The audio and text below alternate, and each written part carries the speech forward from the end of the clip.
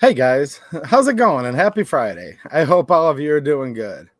Well, I'm sitting here hanging out with all of you, and it's good to see you all. And in case I forget, because I never want to forget you guys, shout out to the replay crew. And for whoever's watching live, let me know in the chat what you think about this topic, these topics that we're going to talk about tonight, because there's actually a lot to think about. And yeah, the world is a messed up place. But I'm sitting here with a good book in one hand and no gun in the other hand, because we're live on YouTube and they have tons of restrictions on live streamers. That's why you need to make sure you're following me on Locals, as well as that big green meanie site that rhymes with fumble. Links are down there in the description. And yeah, you guys may or may not have heard already, but there's a major new Trump ban. The Trump DOJ is announcing that they're strongly considering, as reported, banning transmissions. Transgenders, they call these people. I'm being very politely when I say it that way. They call these people many things now. So I've been kind of listening about this for the last 24 hours. I thought about doing a video last night, but I'm like, you know what? I could do a 10-minute video. But this actually deserves further discussion because there's a lot to this. And I'll cut right to the chase. I'm actually pissed off about all of it in several different ways. Now, that's not me sticking up for trans and none of that, actually. Not even close. But there's a lot to this. And then I'm not going to spend as much time on the latter half of my title, but I just have to kind of say it again because I've been talking to people online in real life, and either people haven't heard about it yet or they're in this weird state of denial or weird state of weirdness. I don't know what to really call it. Well, I do know what to call it. I'm just trying to be very polite tonight. I'm a nice guy. You guys agree, right? So I'll just leave it at this. Yes, Glock did call for gun control regardless of ... Regardless of your feelings, regardless of how many Glocks you own, regardless if it's your favorite, regardless if you can't stand it, regardless of any personal emotions, feelings, ways to justify. It doesn't matter how good you are at 3D chess, 6D chess, whether you actually enjoy playing checkers with a pigeon, which is a terrible idea because when you play checkers with a pigeon, you're going to actually try to win and beat him, but it doesn't matter at the end of the day. He's just going to strut around the board, poop all over it, and strut his stuff. And in his mind, he knows he won. And you're just sitting there fighting a futile fight. So, yeah, we'll talk about this again because I literally focused on it last week. And either it just didn't quite set in, maybe people are lying to themselves, or maybe trying to give people the benefit of the doubt, right, Mateo? Mateo's like, man, you always try to give people the benefit of the doubt. I'm like, I know, I'm too nice. So maybe they're not lying. They just know things that aren't true. So we're going to talk about that as well. But before we do, I want to thank all of you for the many ways you help support the channel. Thank you to my YouTube channel members. Nice to see all of you guys in the chat right now. Look, I'm not doing any ad reads tonight. This show's sponsored by all of you. In fact, I turn off ads while it's live. You should get no commercials while it's live. Last week, you probably didn't get any commercials at all. I mean, YouTube ads, because they demonetized it, meaning I wouldn't have brought in one penny from the video if it wasn't for all of you. So thank you. As well as super chats. That's your way of sponsoring this show. I will definitely read those tonight, and I look forward to reading the whole chat in general as much as I can, both while I'm live as well as on replay. Also, a big thanks to my Patreon supporters, as well as my local supporters, which is a different site, censorship-free, where we just did a live stream 2 days ago. And I'll tell you what, man, if you want to see some crazy deals on stuff, we're talking prices like it was in 2010. And literally, I'm not even joking. Go watch the replay of that stream and look at the description because it's literally crazy. So make sure you're checking out my locals as well as 2A-EDU on X because there's some deals out there really worth it getting excited over. And if you don't know what I'm talking about, just go check. You might be literally surprised. I also want to thank real quick. I have a link to my Cash App in the description. And after the stream was over last night, I think sometimes the notifications are a little bit delayed. I saw that I did get a Cash App donation from my good friend Red. So thanks, man. I really appreciate it. And from Christian. So thank you to both of you. I appreciate the generous donations via Cash App. And it does help keep the channel going because it's hard to do right now on this platform, but we're able to be here as long as we still can. One more quick announcement. Tomorrow, I'm going to be in Monroe, Michigan, Frenchtown Township. I posted the flyer here on the YouTube post page. It used to be called Community. Look, like I said earlier, transmission, whatever, immoral, sick, twisted people. Can I say that out loud? Just there's many names for everything. You know what I mean? And now they call it the post page after they got us used to it. Used to be called this. It was Community. Check that out. The flyer's there. I am going to be there. Okay. I rented a table just to support, the local community. And my LGS are the ones that are actually sponsoring this expo. It's going to be like a sportsman's outdoors type event. It's going to be really cool. And our favorite state representative, Jamie Thompson, her table's right next to mine. And my wife and daughter are going to be there hanging out, and it'll be a good time. So definitely come and hang out with us and help support the Second Amendment at a cool little small town community. And I hope to see all of you there. I also posted it on X and Locals. So let me know if any of you guys are going to be there. And I definitely look forward to seeing you. Since she's heading to bed, my friend Christy Turtel. What's happening, Christy? Nice to see you, man. Long time no see. I like Christy. She's a good one. She says, heading to bed, secret project, insane hours. Dude, I hear you, man. Trust me. I get the insane hours. Secrets, I have a few secrets out there, but probably not as cool and top secret as whatever you're working on. But nice to see you, Christy. How you doing? Christy's a friend of mine. I met her here on the channel, just like so many of my friends here. And as luck would have it, we've hung out in real life. In Georgia, we've hung out. We've seen each other in Tennessee. So hey there, Christy. I hope you're doing good. And don't be a stranger. Don't be a stranger. All right. So I have this article here from Fox News. Justice Department mulls restricting transgender people from buying guns. Now, when you see a headline like that, there's like this real quick to the punch. You think, say you only have say you had 5 seconds to give an answer. Let me know in the chat what your answer is. Now, I know some people are first order thinkers and don't understand hypotheticals, but pretend that you haven't already known about this. Maybe you don't, but just try to tell me. Just be honest. I just want to start this conversation and see where people are at. When you first hear that, is your first gut instinct, yes, let's do it right now? Or is it, ooh, danger, wow, this is a tyrannical government, or you're pissed, or something along those lines? So were you really happy, or were you kind of pissed when you heard this? I just want to know. And Hook says, smash the like on the way in. Yes, definitely give it a like. Share this video. And if you're new here, man, maybe give it a subscribe. Good to have you if you're new, and good to see all of you who have been around here for a while.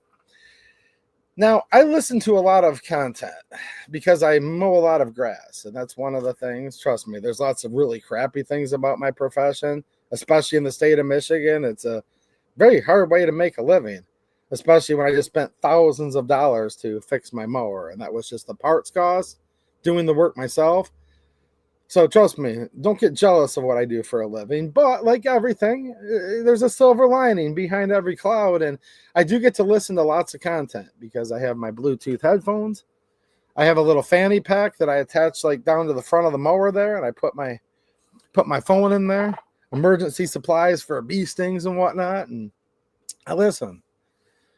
Now, I first heard, believe it or not, some of, I guess we'll call them, and I'm using big air quotes here because you guys know me well enough by now. I'm not really a big fan of labels anymore, like Republican versus Democrat, conservative versus liberal. I don't even know what that means anymore. And most of them are actually just frustrating, period. And there's not many principled people anymore. But with that disclaimer, the conservative ink, the conservative talking heads, the big guys out there, right? I'm listening to them kind of talking about this topic when this was first announced. Now, it's still breaking news as of today, too, but it was kind of announced yesterday. And I was listening to stuff as I was out yesterday and today mowing, and it seemed like instantly most of the conservative crowd was saying, yes, this is awesome. There's no way these people that have gender dysphoria, which is technically what that's called. If you look it up, there's an official manual that the mental health care industry can consult. And there's like different classifications of mental illness. Look, I'm not a shrink, but that's basically how it works. And technically, there's not a mental illness that's classified literally as trans. But there is one called gender dysphoria, or you're gender dysphoric. So, yeah, I think it stands to reason. There is a classification under mental illness for this. All right. And that's kind of the tact I heard a lot of them taking. Now, I heard a few videos from the gun tubers. It's hard to get through their videos because they do like a 3-minute ad read. Then they talk for 2 minutes. And then they do another 2-minute ad read and they clickbait. But I struggled through some of the Second Amendment community videos. And there was a couple different ways about that. Some of them were sitting there kind of like, yeah, screw them. They shouldn't have them. And then there's like, no, this is an egregious violation of the Second Amendment. All right. So I gave, I think, you guys enough time to kind of, just say what your gut reaction was. Here's what it comes down to. Right, Midwest Logger? What group is next? I know, and that's one of the thoughts that I had immediately. So here's what I said. Okay, I didn't say, heck yeah, heck no. I said, well, hold on a minute. Now they're bringing this topic up. Why don't we just ban trans, actually? No, I'm serious. I thought about that. I'm like, well, there's a concept. Because last week, if you remember, we were talking about this tragedy that happened at the school/church. It was a school and a church because the school kids came over to the church service. It's how Catholic churches and schools do things typically. So I was talking to my friend Stambo, 2A Law, last week. And he's basically like, dude, they enclosed all the insane asylums. And I had a viewer come back and look on semantics. They're not technically wrong. And they're like, well, Stambo was wrong. We still have mental institutions. Do we really, though? Compared to what we once had? Compared to what we had when there virtually weren't any school shootings? Back before, like, unless it was Halloween and someone was just trying to have fun, or like a frat house prank, where we didn't have men putting on a wig and lipstick and dressing up like a lady. Back when we had a lot more of a polite society, and back when we had a lot less gun control, we also prescribed a lot less of these mind-altering drugs. Think things like SSRIs, benzos. Whereas everybody that's on benzos and SSRIs isn't going to do anything bad at a school. I totally get it. And it doesn't just inherently make people want to put on a wig and lipstick and tuck their you-know-what between their legs like some kind of weirdo. No, I get it. But I'm saying before we had all of that, we did have what was called old-fashioned insane asylums. Because here's how this country was set up. This country was set up with the founding principles and what we were aspiring towards, truly with the Declaration of Independence. That's basically America's first document, if you think about it. Now, there were documents from the founding fathers that predated that. However, the document that declared our independence, I think it's fair to say, is our founding document, our very first one. And it talked about the founding principles and how all men are created equal and they're endowed by their creator with certain unalienable rights. And among these are life, liberty, and the pursuit of happiness. And the Declaration's a beautiful document. And then shortly thereafter, about a dozen years later, to be a little more specific, 11, 12 years later, by the time it was actually ratified, we had the Constitution of the United States. That would be the supreme law of the land. These United States would be bound by a very weak federal government, and that the government would have the powers that were specifically enumerated in that Constitution. Now, that's infinitely less power and authoritarian control than the government seems to have now. However, that was the law of the land. Well, a couple years later, after they started drafting the actual Constitution, 1789, they write the Bill of Rights, ratified as part of the supreme law of the land, the first of 10 amendments of the Constitution, the Bill of Rights. And the second time they amended the Constitution, very simply put, very beautiful, a well-regulated militia, being necessary to the security of a free state, the right of the people to keep and bear arms shall not be infringed. It says what it says. It means what it means. There is no comma but. There is no comma unless. So here's the deal. And I don't know. Don't forget to hit the thumbs up, because I don't really see anyone in the chat right now that I would suspect of this necessarily. But sometimes, like when you're a 2A absolutist, people get mad at you. When I'm like, dude, I don't care about what people think. Glock called for gun control. It is what it is. Lost me a good bit of subs last week. But this is how this works. The supreme law of the land, as written, the right to keep and bear arms, it shall not be infringed. Now, this right wasn't granted by the founding fathers. It certainly wasn't granted by the current Congress or the current president or Pam Bondi or any of them. If you go back to the Declaration of Independence, these are the laws of nature and of nature's God, is what Thomas Jefferson said. And your rights are endowed by your creator. Dude, something that's endowed by your creator, that's comes from the most powerful authority there could ever possibly be. People, they come, they go. Things wax, they wane. The tides come in, they come out. But your creator? No. When your creator endows you with certain unalienable rights, and that's how the founding fathers looked at natural rights. That's what this country was founded on. It would be the greatest experiment on self-government the world has seen in a long time, maybe since Rome, when it was a republic before it was an empire. But the founding fathers tried to actually set it up even better than that. But also, so period, that's the conversation's over. The right to keep and bear arms shall not be infringed. All gun control is completely and utterly repugnant to the Constitution. End of story. We shouldn't even have to talk about it. There shouldn't be a channel called 2A EDU.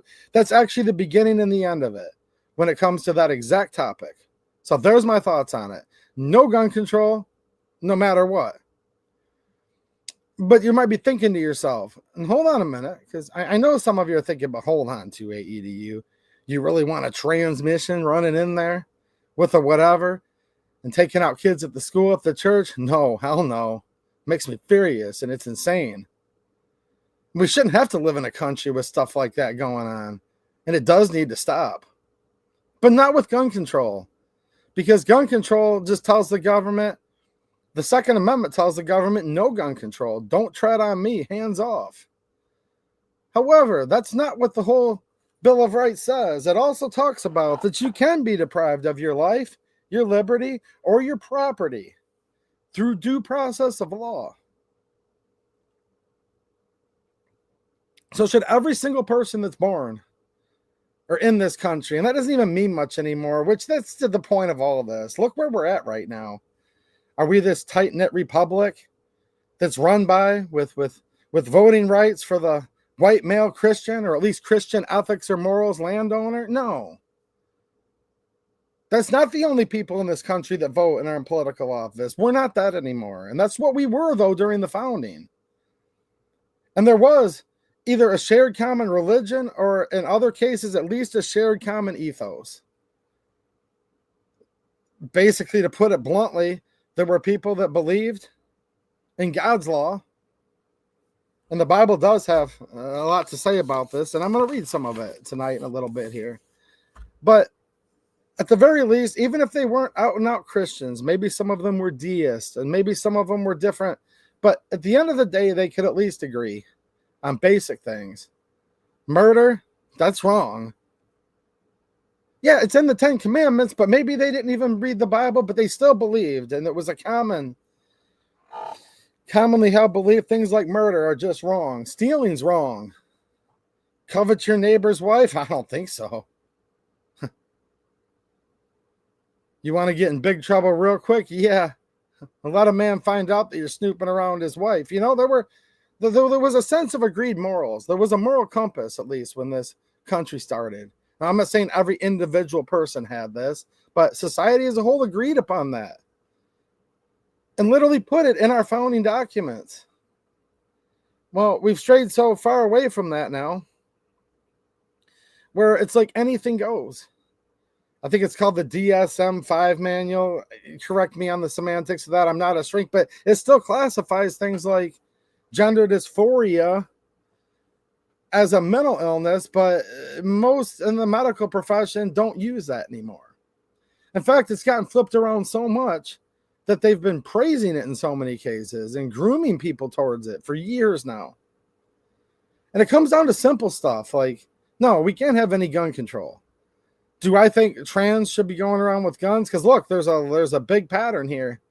If you look at these school incidents, churches, all this craziness going on, it does seem to be like tons of them just happen to be done by these same types of people. And you'd be a fool not to notice. You'd be a fool not to want to do something about it. And we need to do something about it. Because whereas when the founding fathers knew real simple principles, thou shalt not murder. You know what I mean? They also knew real simple things like boys have a penis and girls have a vagina. Like, dude, everybody's like always known that. These are the laws of nature and nature's God. Any species that doesn't recognize, let me put it more bluntly, this goes even larger than humans. This covers the essence of life on Earth. Any species that doesn't know that goes extinct and fails to exist, actually. Just like I've often said, the laws of self-defense, the natural law of self-defense is inherent in all of us because you can go out in the woods and you can observe nature. And an animal knows that it has the inherent right to protect itself and defend itself at all costs. It doesn't ask permission. It doesn't think about it. It doesn't go on the internet to see, well, is there a gun law that allows me to not bite this person or other animal that's trying to go after my cubs? Of course not. Of course not. And that's the important order. That's the important order of just life. That mother bear knows instinctually that she must protect those cubs.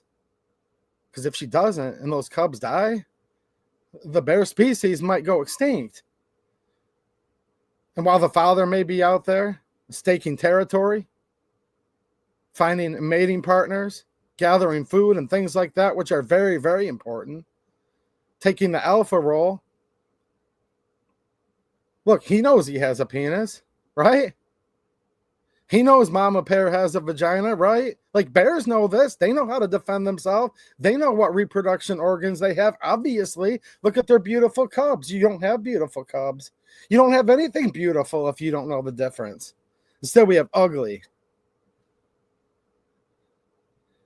That's the beautiful thing about women, and that's why women are so valuable to this society, because they understand how to bear. They understand how to rear young. They understand how to nurture. And nature just has this balance that's always been there. But we don't live under that order. See, animals are more free than us living in these United States of America, if you really think about it.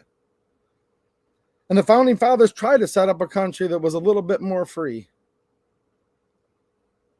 Hopefully a lot more free, but they knew. They knew it would be corrupted, so they tried to set up safeguards. So at the very least, we could have some freedoms and liberties to exercise our natural God-given rights.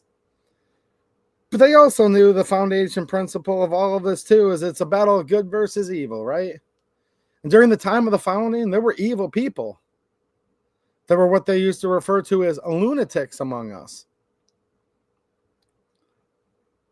You probably use that word in common parlance, but back then that word carried a good bit of weight to it. And they knew these people existed. And they knew that there's some people that shouldn't be among us. Not in a polite society, not in a God-fearing society.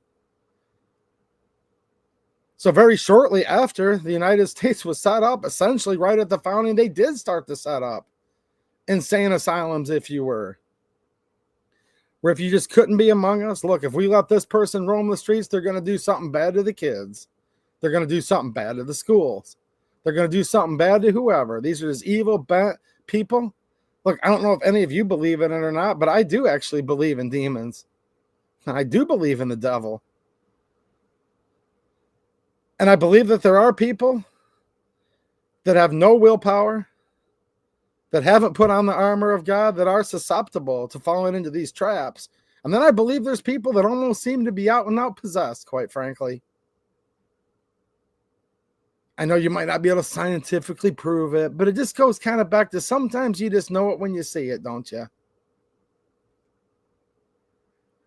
So really, my take on this, should they ban or restrict transgenders from buying guns? Well, no, because the Second Amendment means what it says and it says what it means. But if there's a problem, and it appears there is a problem in many instances, yeah, they shouldn't be among us on the streets to be able to do this. Now, there's a chance Trump's playing 3D chess, and this is all a big troll. And I'm going to talk about that in a minute, because right now on its face, it's being alleged that they're literally working with legal counsel. They're setting up a framework for this. Like, they're saying they're going to do it. Now, these are from leaks and anonymous people, but a lot of times this stuff does end up getting true. These are people from within the DOJ talking right now. So I'm going to keep going down the road that they are actually going to try to do this first, and then I'll talk about how it gets really interesting, actually. And this does give me a big chuckle and a smile on my face if this is actually a troll. And well, I think 3D chess is kind of stupid, but like this might be the closest Trump's ever come to it, actually, if he's doing what some people thinks he might. So here's the deal. We have the Second Amendment to the Constitution. We all know that very well, and we love it. But here's the thing. We have the Fifth Amendment as well, and the Fifth Amendment can take care of all this. And we actually don't need the Gun Control Act of 1968. That's unconstitutional. We actually don't need the National Firearms Act. That's unconstitutional. Because, see, I hear these gun tuber lawyers saying, no, we already have everything we need. We just need to follow the laws on the books. Does anyone hear people say stuff like that? That's why I get so pissed off at much of the gun community and why we keep losing.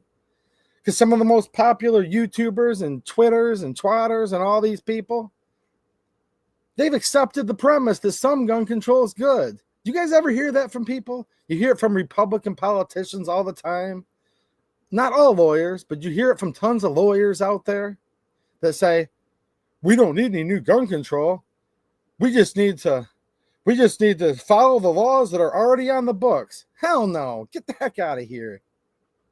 See, that's the problem. It's not popular nowadays to be a true Second Amendment supporter. You know what? It pisses me off, Moms Demand Action. Oh, it does. Mayors Against Guns, Giffords, all these that are just constantly wanting more gun control every day. They piss me off about as much as I could be, but there's one thing that pisses me off just a little bit more. Just a little bit more than that. And that's these people that sit there and dance on the Second Amendment like a bunch of grifters, and they've never even read the damn thing. Because it says shall not be infringed. And anyone that believes in shall not be infringed would not be preaching, let's just enforce all of the completely and utterly. These are me adding this part in because they won't say it because it's not popular to say it, but let's just enforce all of the completely and utterly unconstitutional gun control that's already been on the books. Heck no. Well, Section 922G of the blah, blah, blah already says that we can take guns via gun control from people that fit into these different categories. And if you're a felon, dude, it's not even if you're a felon anymore. It's any punishment. If you're convicted of any crime where the punishment could have been a year or more, you're prohibited. Dude, Michigan has this whole long list of things that have just gotten changed in the last 2 years. Most people don't know. Most people don't care. But if you watch this channel, we've talked about it. You can have misdemeanors now that are punishable by 1 year and a day in jail or up to 2 years in jail. Misdemeanor, which is considered a low-level crime. And you can get your gun rights, air quotes, taken away. No, they can never take the right, but they can take away the ability, but only through due process of law. And it's not supposed to be for misdemeanors. It's not supposed to be because the DOJ said so. So for all those people out there that say, let's just enforce the gun control laws we already have on the books, no, I don't accept that. See, how can you say that the Second Amendment says what it says and means what it means? I don't care how many awards these people win at the Gundys or the whatevers they're at. No, this stuff doesn't impress me much. But I do get too frustrated and usually have to turn this crap off when one of the most common things I hear from the gun community is, Second Amendment shall not be infringed. I'm the real deal. Donate to my whatever. Follow me here. And you're watching the tens of thousands of views rack up. What we need to do is we can never pass gun control because I'm a Second Amendment absolutist. Let's just enforce the gun control that's already on the books. I can't be the only one. Do any of you have a problem with that? I have a huge problem with that. Because the Second Amendment doesn't say the right to keep and bear arms shall not be infringed except for the gun control that's already on the books. That would be hyperbolic at best, if not out and out absurd to think that it says that. See, that's why there's no home for a guy like me anymore, you know? There's no home for me in the Republican Party that at best says, slow down there, Democrats. They'll pass the bipartisan so-called Safer Communities Act in 2022. People that are old enough to fight and die for our country, carrying a gun, world policemen, foreign wars. And then they have to have these extended, convoluted background checks now. Yeah, that just passed 3 years ago. Federal funding of red flag laws. That's no due process of law at all. So here's the biggest problems we have right now. How can we possibly expect these beautiful founding documents to still stand when we have a constitution? You know what the Constitution means? That's the constitution of the people. That's what it's constituted of. If you made a chocolate chip cookie recipe, you could say this is constituted of some flour, some butter, some chocolate chips, and some whatever. My wife's an awesome cook. I don't bake, but that's what it would be constituted of. Well, if we have a constitution, what the hell is this country constituted of anymore? See, I'm supposed to feel like a weirdo because I'm a white Christian male, when that's literally the pillars of what this country was founded on. We have longtime Republican congressman, former Congressman Trey Gowdy, saying the problem with these school shootings is white young men. So for literally being what this country was founded on, you're now condemned, even by supposedly your own, by Republicans, by Democrats. You'd be more popular and normal if you were a transmission than if you were a white Christian male in this country in many, many cases. I think a lot of you know that, and you're frustrated by it. So first of all, I would argue, no wonder we're in the shape we're in. We essentially don't even have a country that's constituted among men, deriving their just powers from the consent of the governed. Like, what bathroom are you supposed to go in? Oh, who cares? It doesn't matter. Remember the Supreme Court justice? What's a woman? I don't know. I'm not a biologist, she said. Do you remember this? All these people go by so many names. How could you possibly keep track? I think her name's Jumanji. Something like that.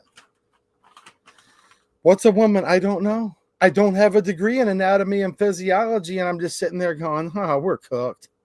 Like, no wonder we're so screwed. Well, we do have the Fifth Amendment written down on old parchment paper. No person shall be held to answer for a capital or otherwise infamous crime unless on a presentment or indictment of a grand jury, except in cases arising in the land or naval forces or in the militia when in actual service in time of war or public danger, nor shall any person be subject for the same offense to be twice put in jeopardy of life or limb, nor shall be compelled in any criminal case to be a witness against himself. Here's the next important part. Ding, ding, ding. Here's how we get rid of these people with guns if they're truly dangerous. And look, I'm not saying they're not dangerous. In fact, I think they're like really creepy at best and it's kind of getting shown more and more how dangerous they are actually. So don't mistake what I'm saying here. Here's what can happen when you have dangerous people, nor be deprived of life, liberty, or property without due process of law. Nor shall private property be taken for public use without just compensation. So this goes back to something I've been talking about for a long time on this channel. If somebody's too dangerous, to be able to possess a firearm, let me cut right to the chase because I'm not naive at all. Don't be naive, guys. I'm not giving these people the benefit of the doubt. I'm not saying they're good. I'm not saying that at all. Yes, there is evil people among us. This is literally a battle of good versus evil. There's nothing new under the sun. So with that said, there are people that, yes, if they're among us, they're going to go out and do terrible things to kids in schools and to other people. They're menaces to society. They're hellions. They're possessed by demons, whatever it may be. And in some cases, it's all of the above. Should they be running around slinging a gun? No, they should not. No, they should not. And we should not pass any gun control. And we should reject all of it that we have. Those people should not be among us. It's literally that simple. Now, they'll still retain the natural right, okay, in a philosophical sense, but as the law of the land also says, they can be deprived of their life, their liberty, and their property, so long as they go through a due process of law. Look, here's the problem. This country's become an oligarchy. Have you guys noticed that? Where, yeah, sometimes the dog wags its own tail, but other times the tail wags the dog. And there's an unholy alliance between crony capitalism. Look, I'm not a fan of communism. I don't like socialism. None of that. Capitalism's one thing. I'm talking crony capitalism, completely different. We live in an oligarchy in so many ways and a crony capitalistic society. That's why so many conservatives or whatever, you want to call yourself nowadays, because so many of these grifters have ruined the word conservative. I say it with a bated breath, but look, you love the Constitution. You just want the government to leave you the hell alone if you're one of those type. But you can't help but to notice that the more you work, the broker you get, that the boot of the government's always on your back. And there's big tech and there's big government. And I just repeated myself. Yeah, that's what this looks like. And that's what we have. And 99% of our court system is tied up handling all of that. It's greed, it's power, it's corruption. Power corrupts, and absolute power corrupts absolutely. Said Lord Acton of Britain before the founding of this country, but that was one of the things the founding fathers really took to heart. Tried to avoid that, actually. We can't blame the founding fathers for any of this. We should really probably just blame ourselves. Or blame all these freaks and weirdos. There's people to blame, trust me. I'm not saying blame yourself personally if you're doing the right thing. Dude, shout out if you're doing the right thing and you're a good American, man. I just mean blame ourselves, meaning we the people have turned into just this mushy goo. To say that most people, ting, the toaster pops up in the morning, and what do? They just go straight for dunking it in some milk and pulling it out.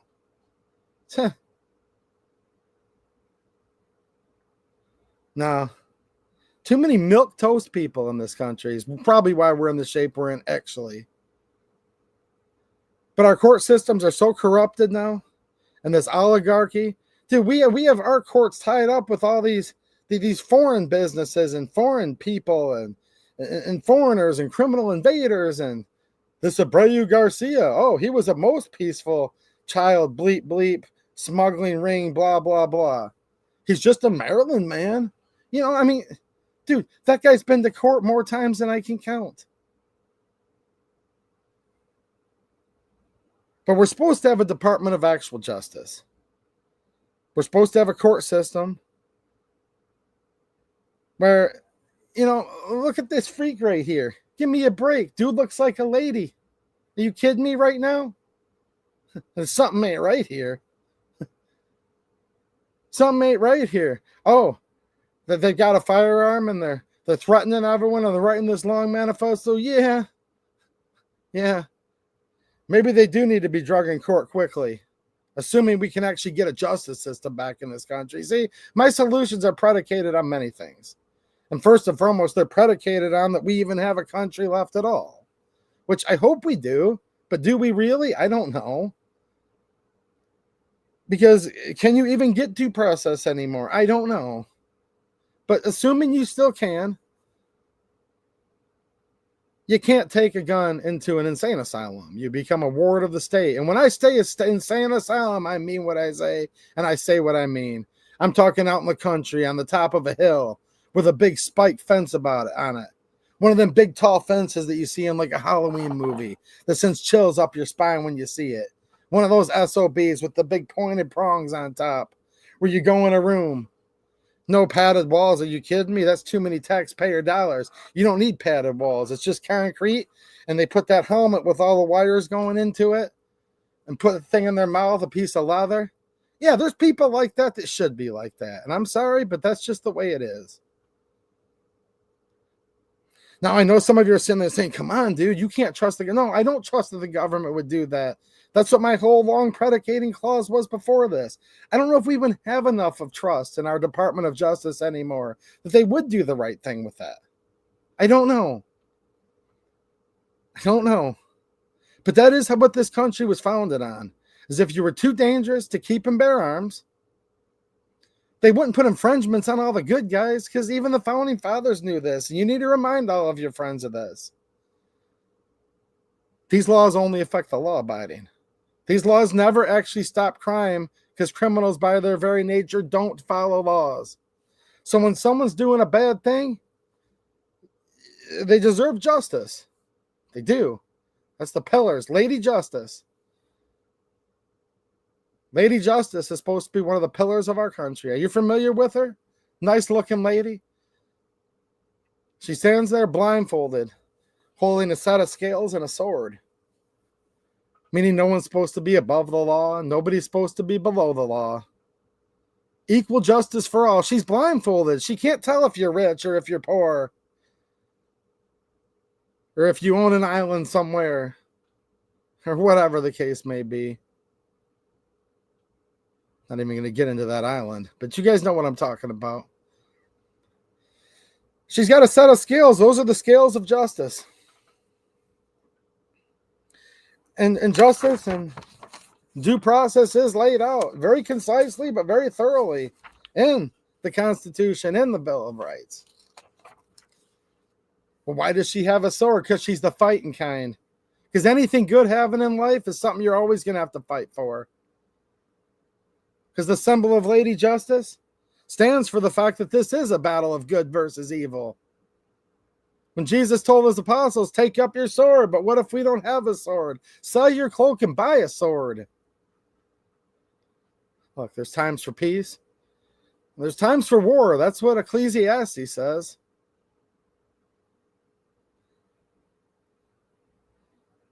We've been taught now that there's separation of church and state, even though there actually isn't.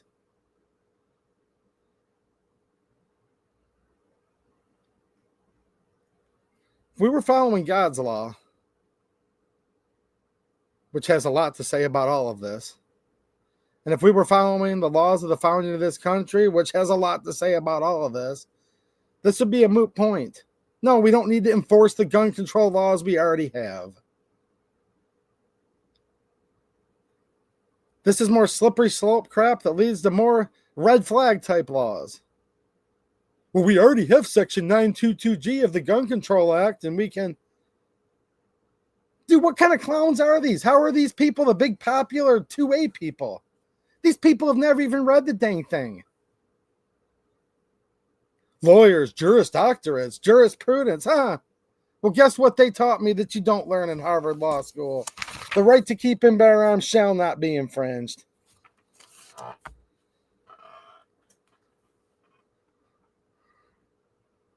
So look, here's the deal right now. I'm a little bit hot under the collar towards these freaks and weirdos. These transmissions. To say I'm repulsed by them. That'd be an understatement. I'm repulsed by this government, this jackboot totalitarian government calling for more gun control. And I'm also ticked off at all these posers that say they're in the Second Amendment community. And this is why we're screwed.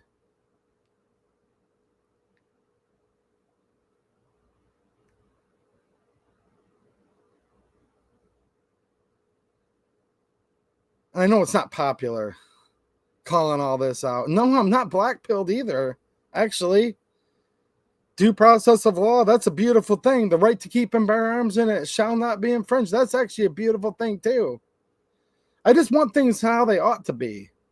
I just want things to follow the nature of things, to follow natural law, the laws of nature, of nature's God. I want to enjoy time with good people, beautiful people, because there are a lot of good people too. Don't ever forget that. That's why I'm so pissed off, because there are so many good people out there, you know? People that in many cases I like, some of them I like a lot, some of them I love a lot. And it's a shame. It's a damn shame.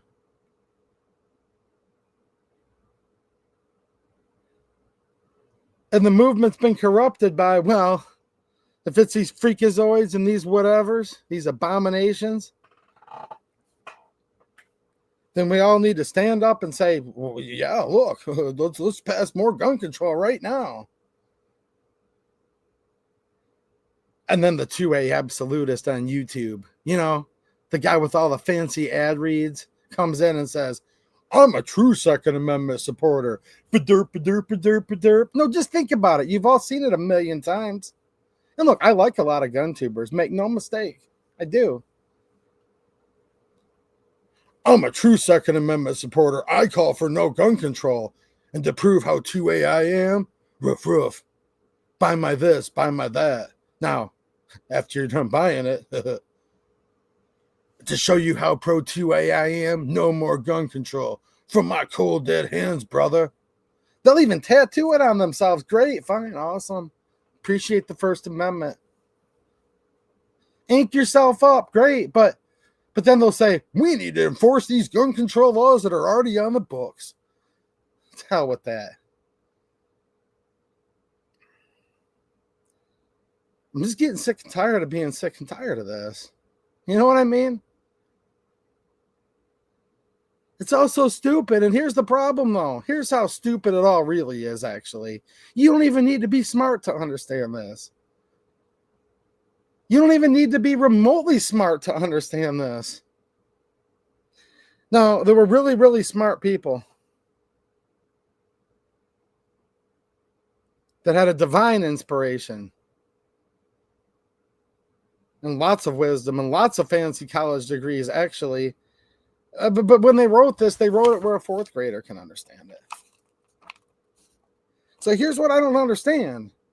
And this is where I guess I've outpunted my own coverage, and I'm stupider than all of them, I guess, because here's what I just don't understand, you know?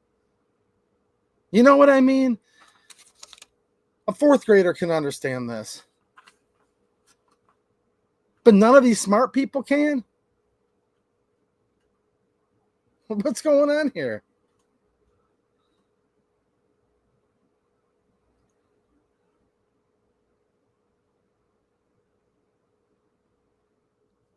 Believe there's people that are too dangerous to be among us. Period. End of story. If they are, they shouldn't be among us. You know those old brick stone buildings up on a hill? There's bats flying out of the bell house. Big spikes around the thing. The metal helmet in the corner. The piece of shoe leather in their mouth. Yeah, there are despicable, terrible people that need to be like that, actually.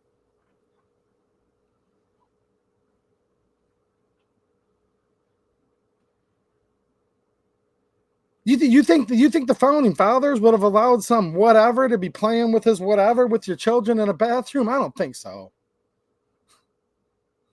No, that wasn't going to happen.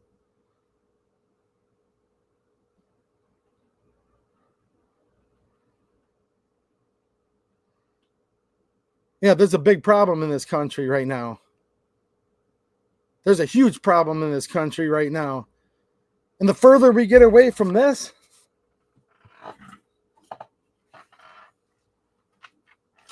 The further we get away from this, our problems keep getting worse, not better. So we have 26,501 gun control laws. Oh, I'm sure the 26,502nd is going to make it all okay. Are you kidding me right now? So I'm going to piss off the conservative pundit crowd. And I say that with air quotes. I'm going to piss off a lot of the 2A community, air quotes, because what does that even mean anymore, right? And I'm also going to piss off the transmission crowd, but shout out to all the auto mechanics out there. If you're working on like a 727 torque flight or a 4R100 or an AODE or, shout out to those types of people. Mechanics are good people. But look, the transmissions, I'm going to piss them off too. Those people, I believe, are abominations.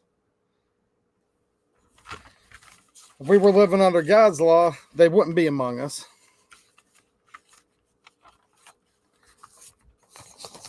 It's real simple.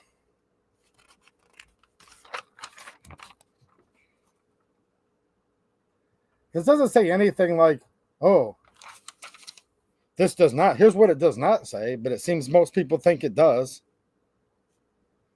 It does not say, nor be deprived of life, liberty, or property, unless it's pursuant to Section 922G of the Gun Control Act of 1968.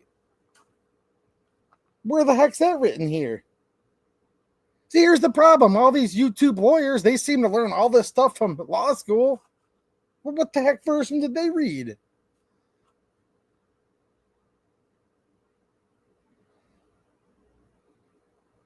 Is that the problem? Do I not have the real version of this? I got it from the United States Archives. This is supposed to be the actual place that houses this document. I have the original versions here from my friend Red. I mean, this was literally printed on the very first printing press, like the printing press that actually printed the Declaration. Okay, see this? This was printed on that printing press. Isn't that cool? Well, I read this. I'm like, okay. Wait. It is the right of the people to alter or to abolish it and to institute a new government, laying its foundations on such principles and organizing its powers in such form as to them. So shall seem most likely to affect their safety and happiness. But them's supposed to be we the people. But here's the problem. Who are they, though? Who are them? Who am I? What constitutes this country? Just think about it for a minute.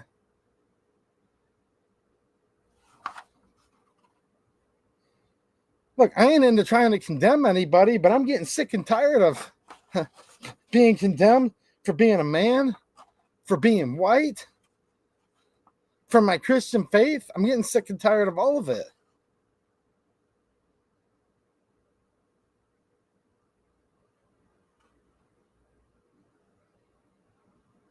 Guys, I literally have the real version of the Declaration right here. And I'm not joking. This is not hyperbolic. I'm hoping my friend Red will pop in the chat. Maybe he will in the comments if he watches on replay. This was printed. This exact one that I'm holding with my hands. I'm kind of like a you know it when you see it guy. I like paper. I like to touch it because I don't really believe much of what I hear anymore. But if I could see it with my own eyes and touch it, I know it exists. Does that make sense? And that's why a lot of the stuff that guides me is actually my faith, which is something that you can't touch and you don't have to take people's word for it. I believe in both, but I don't believe the propaganda that goes around about so many things. And I'm like, well, hold on a minute. I'm reading this, the basic principles. When in the course of human events, it becomes necessary for one people to dissolve the political bands which have connected them with another, and to assume, among the powers of the earth, the separate and equal station to which the laws of nature and of nature's God entitle them. Wow. Like, you just read that. And if you love this country at all, or even if you have any soul, Doesn't it just spark something in you? Like, whoa, you have my attention. Now, I don't know what version that all these lawyers have and all these whoever's have, these talking heads, these conservatives, these 2A people. What version did they have? I literally have the version that was printed on the exact same printing press as the real one, just to make that clear one more time. I guess that's my problem, isn't it? I guess while I'm out there cutting grass, working like a you-know-what just to keep a roof over my head, I guess I haven't reached the enlightenment to find the real version of these documents. Because the more I listen to a lot of people's take on this, the real version must say, the right to keep and bear arms shall not be infringed, except for we must enforce all gun control on the books and pursuant to section 922G ... whatever. And I'm like, but wait a minute. What version of these documents do these people read? Because I literally have the one that I'm not going to say it a fifth time, but you know what I mean.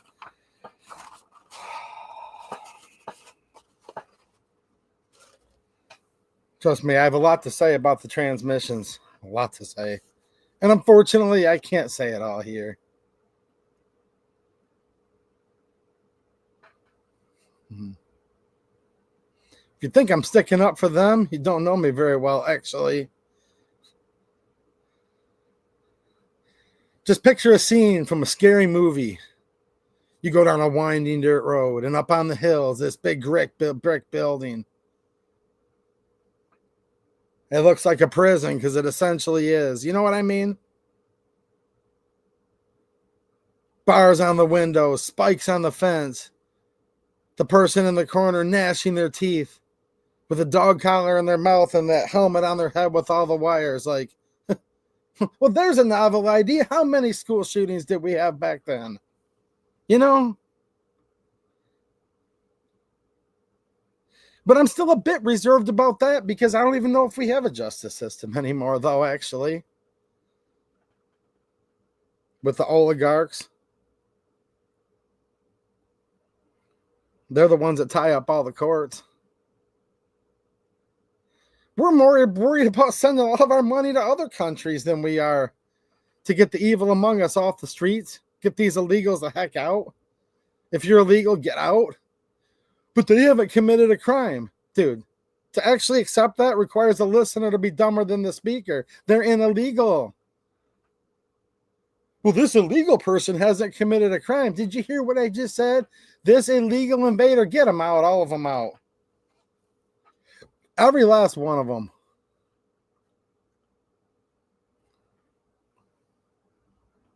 Sending our money all over the world for everything. Well, we can't give people due process because the judge's docket is too full. We can't afford extra judges. As we send billions and billions of dollars everywhere. We're sending billions of dollars to try to install transmission culture into these third world countries. Third world countries where the evolution, with their immutable traits, with their evolution over thousands of years, still haven't figured out how to build a second-story building. Don't believe me? Look it up. We'll send billions of dollars to places like that. Mix weird stuff in with the mosquitoes. You know what I mean? Like, this is true. I'm like,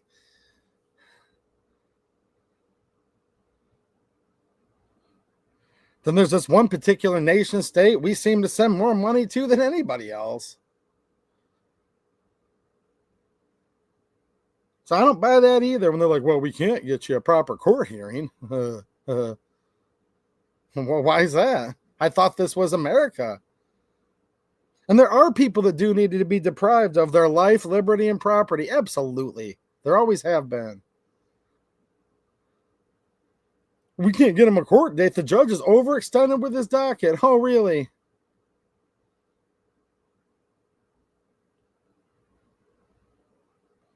Oh, let's just send another 8-9 billion to this country. You know, the most important thing to the security of the United States is the security of parts of the Middle East.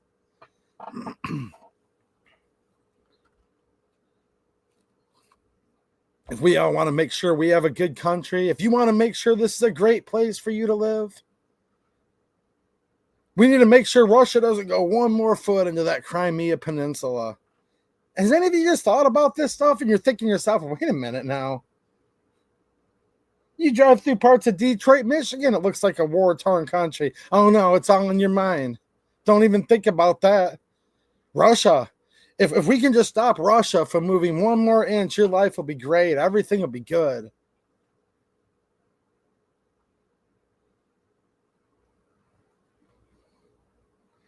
You're like, well, hold on a minute. All right. And then you get behind that, rally the troops. Come on, boys. Let's send you off. Come back in a pine box. For what? For what? Gun control. No. When you talk about gun control, it's people control. The operative word is not gun in the phrase gun control. The operative word is control. And they're never going to control criminals. Criminals, felons, illegals. They're the only people who actually enjoy rights, if you really truly think about it. These people do whatever the hell they want.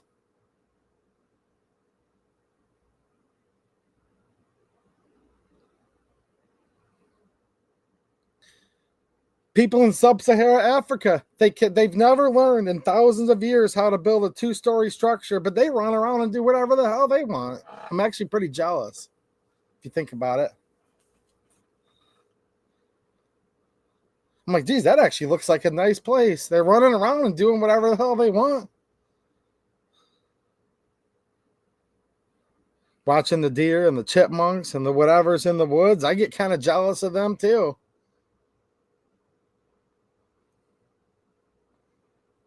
You know, here's the problem too in this country right now.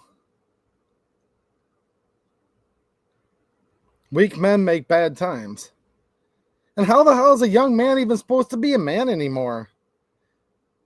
He walks up to a young lady to court her, and he has to worry about getting the cops called on him or getting shamed and made fun of in a TikTok video. Are you kidding me right now?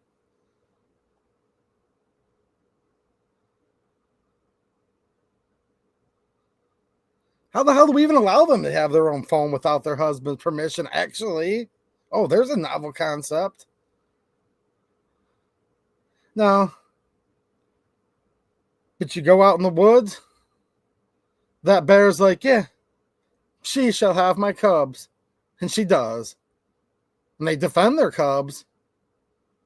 And the bear species and the deer species and chipmunk species seem to be proliferating just fine. But people aren't willing to breed anymore in this country. We have to import all these people. Yeah. And then you get stuck with what we have now. What's the Constitution if it doesn't constitute people with at least a little bit in common? Just a little bit. Actually, you need a lot in common. But just a little bit would be better than what we're getting now. No, it's wokeness. It's just so many things. And that has everything to do with all of this that's going on right now. I'm found out that young men right now, handsome young man, is afraid to walk up to a beautiful young lady and ask her if she'd enjoy a walk in the park. Excuse me, darling. Could I take you out to dinner maybe this weekend? Excuse me, darling. I enjoy long walks in the beach. That could get you a charge or embarrassed on TikTok. Have you guys heard about this?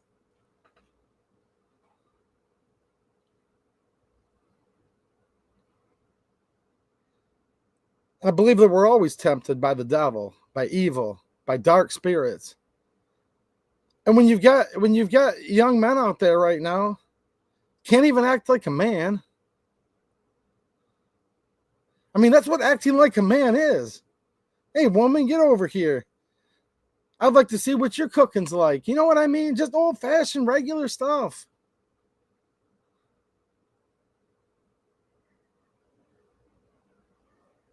Man, I can remember back in the day in the 1990s, I guess that was last century, last century. I remember a century ago. Actually, that was in the previous millennium. You'd be out and about and you'd be like, excuse me, darling, may I have this dance? And you kind of, you know what I mean? Men aren't allowed to be men anymore. White people have to be ashamed to be white. You have to denounce any type of moral compass or faith you have so you can be a slave to the oligarchy and to the system. And a lot of people are pissed off. And then what happens? Oh, back to the oligarchy again. Pharmaceuticals got an answer for you.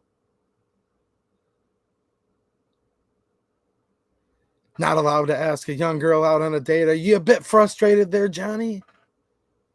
Yeah, I'm a bit frustrated. You're hampering my natural instincts to survive. That's all right. Just take these pills and get on the internet more. Where there's bots, there's bot farms, there's everything. Dude, it's a wonder more people haven't gone insane if you really think about it. And they want to come after law-abiding citizens' guns. Now, gun control is just not allowed in the United States of America. As long as we have the Second Amendment, it's still there on that piece of paper. It says shall not be infringed.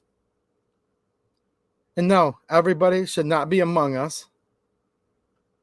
We have a lot bigger problems, societal problems. And there's real easy answers too. That's what's crazy. Like really, really simple answers and beautiful answers though. And I'm going to read some of these chats in just 1 second here. Yeah, stuff's nuts. But it should be real easy to fix if there's just some decent people left that actually just want to be decent and live their life, right? We have a generous super chat from Ben Yu. I'm hard to pronounce. Latawi, $20. Well, thank you. I appreciate it. Super AKMS. Well, thanks, man. I think he's admiring the old Yugo M64 behind me. Thank you. I appreciate the super chat.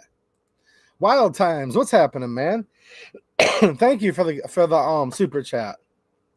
He says they need to abolish all of the anti-American gun control laws. I agree.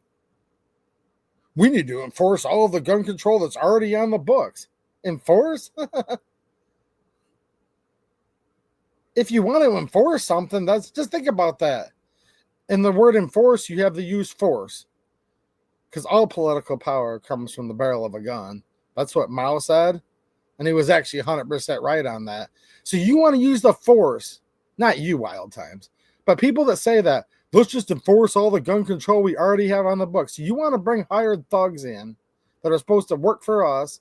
They're going to come in there under duress or out and out use of a barrel of a gun to force unconstitutional gun laws on people? What? But I'm the true two-way supporter. I'm not like that other guy that said we should pass this ban. No, we just need to enforce all of the gun control that's already on the books. Give me a break.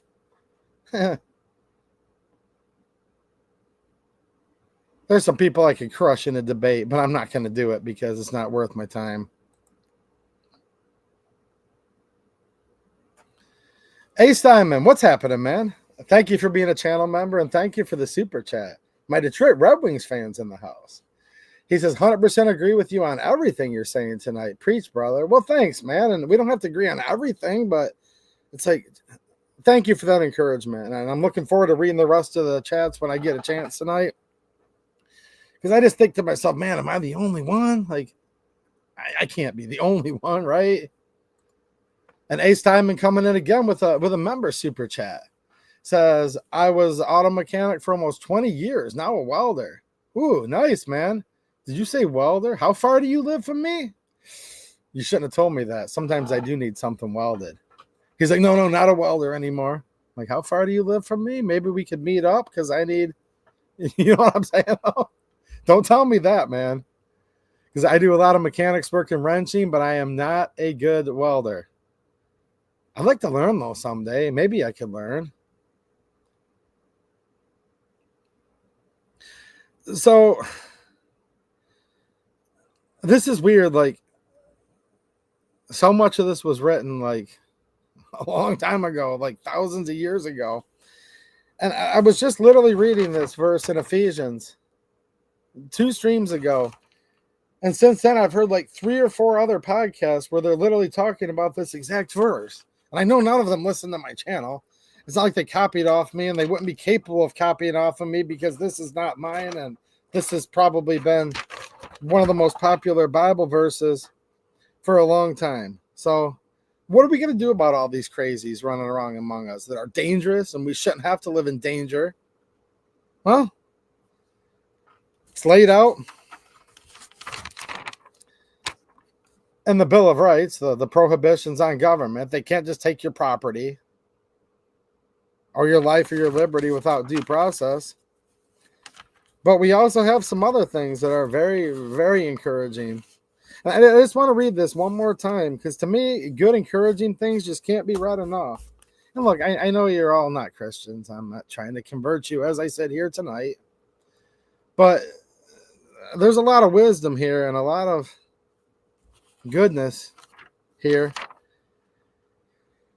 Ephesians 6:10-18. What does this have to do with the transmissions and the gun control that's being called on by the DOJ? This has everything to do with all of this. This is actually the epitome of what's going on right now. Finally, my brethren, be strong in the Lord and in the power of his might. Put on the whole armor of God, that ye may be able to stand against the wiles of the devil. That's who we're against right there. The wiles of the devil. But no, it's actually us versus the Democrats. It's Putin versus Zelensky. It's Biden versus Trump. Remember, if we can just back Russia off 2 inches from Crimea, no matter how many hundreds of thousands of young, beautiful souls have to die, their souls don't die, but their bodies do, and many of them do and have. But if we can just do that, if we can just send another $8-9 billion to this area between the river and the sea, that'll make everything, because that's what we're actually fighting against. Think about it. This is about the Israelis versus the Palestinians. This is about the Democrats versus the Republicans. No, it's not. It's never what this is going to be about. For we wrestle not against flesh and blood, but against principalities, against powers, against the rulers of the darkness of this world, against spiritual wickedness in high places. Now, look, I'm not saying that like that line right there is like comforting in and of itself, but it is comforting insofar as to acknowledge and to understand and know what we truly fight against. But the rest of this is full of encouragement. Because think about this, man, you're screwed at this point. If you just stopped right there, no, just think about this real quick. If you're just sitting there, you're sitting there on your computer, on your phone, and this was the only line that was read in this verse, you're just going to sit there and be like, whoa, I'm screwed. And you would be. For we wrestle not against flesh and blood, but against principalities, against powers, against the rulers of the darkness of this world, against spiritual wickedness in high places. Whoa, I'm running, right? No. Don't run. Don't go anywhere. Don't go anywhere, because here's the encouraging part. Wherefore, take unto you the whole armor of God. Well, wait a minute now. You know what I mean? Told you this gets a little better here. Wherefore, take unto you the whole armor of God, that ye may be able to withstand in the evil day, and having done all to stand.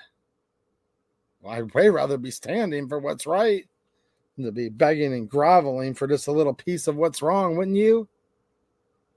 Stand, therefore, having your loins girt about with truth, and having on the breastplate of righteousness. and your feet shod with the preparation of the gospel of peace. Peace is a beautiful thing, actually. Above all, taking the shield of faith, wherewith ye shall be able to quench all the fiery darts of the wicked. And there's a lot of darts out there, like a lot. And take the helmet of salvation and the sword of the Spirit, which is the word of God. So we can protect ourselves on earth, and we ought to protect ourselves on earth with our arms and with our guns. And we should be putting on the army of God to protect ourselves against these powers, the rulers of the darkness of the world, spiritual wickedness, with God's armor, and then fight for what's right with God's sword. The sword of the Spirit, the word of God. I don't know what it is lately, man, but so many, and I'm not judging anybody's soul. That's actually very sinful to do so, but what's up with so many proclaimed Christians being so soft? What's up with the Pope calling for gun control this week? You guys know that? The Pope and the Vatican called for gun control. Like blatantly and brazenly. What? Excuse me?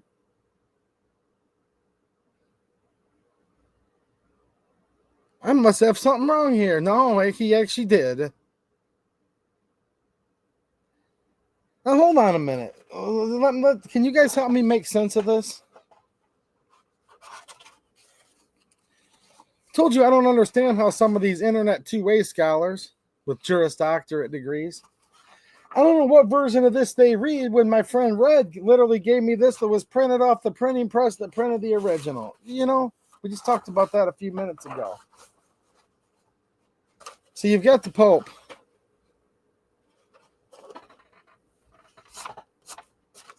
You've got this Pope protected by an army.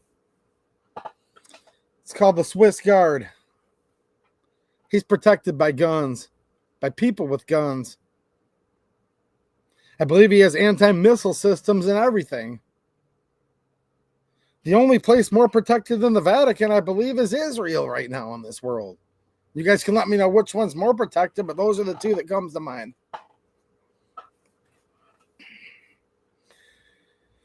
Just like all these fancy Second Amendment attorneys, can't even read the dang thing. Let's enforce the gun control that's already on the books because we're such Second Amendment absolutists. Yeah. Now the Pope, hold on a minute. The Pope's the leader of the largest sect of the Christian faith, right? Aren't there more Catholics than any other Christian denomination in this country? I think it's the most popular one. Tell me if I'm wrong.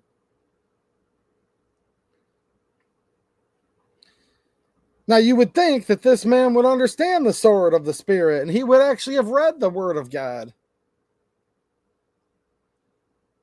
The Pope has accesses and more resources than we could even fathom. I spent 5 cents and printed out just one small piece of the Bible here. One small piece of the Bible here from my little laser printer. And I bought myself a 750 count super ream of paper at my local super Walmart. Now, how can I have access to this and read this? And the Pope can't read this?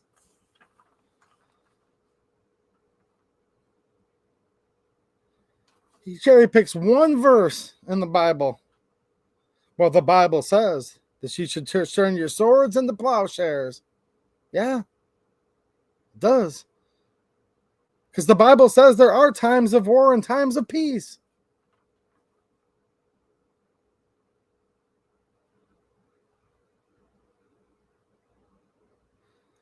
So does the Pope only know one verse in the whole Bible that he wants to cherry pick? Or does the Pope have another agenda?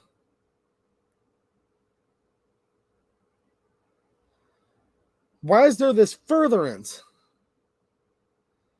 And look, I know this doesn't apply to most of my Christian brothers. Trust me. I ain't talking about Catholics right now. Don't mistake what I'm talking about here. What I'm talking about is this.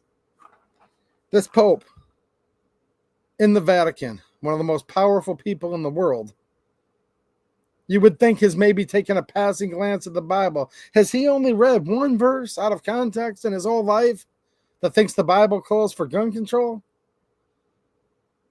Or is he part of something bigger? What is he part of?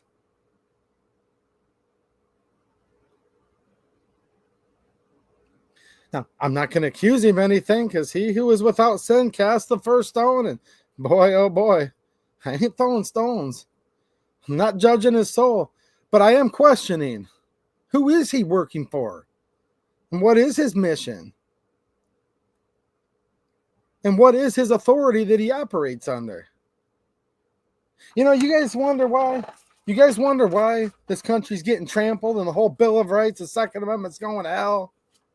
Because all this stuff's tied into the same dang thing at the end of the day. We have supposedly two-way absolutists saying, let's support the gun control that's already on the books.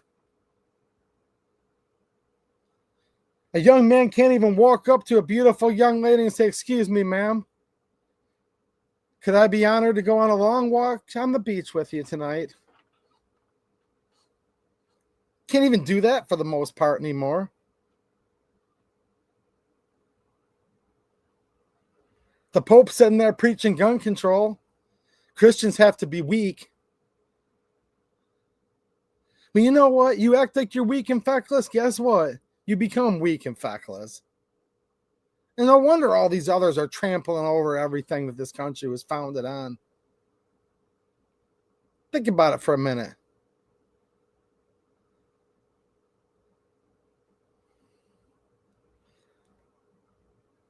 Just lay down and be weak.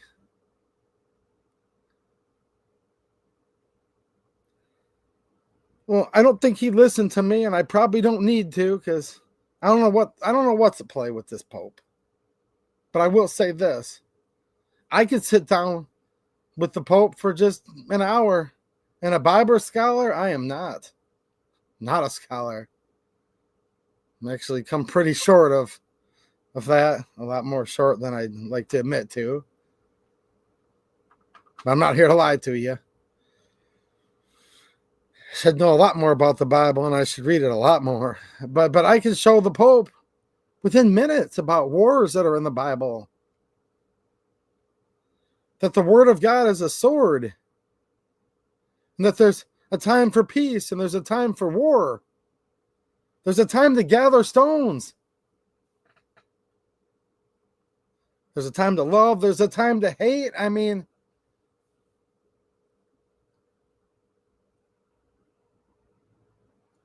yeah, there are times to turn your swords into plowshares because you need to eat. We don't need to be in perpetual war or be perpetual world's policemen or any of this BS. But there's times to turn your plowshares into swords. Does the Pope forget that part? I don't know. Pope's calling for gun control. Trump's DOJ's calling for gun control. Glock's calling for gun control. And here's the thing with Glock, guys.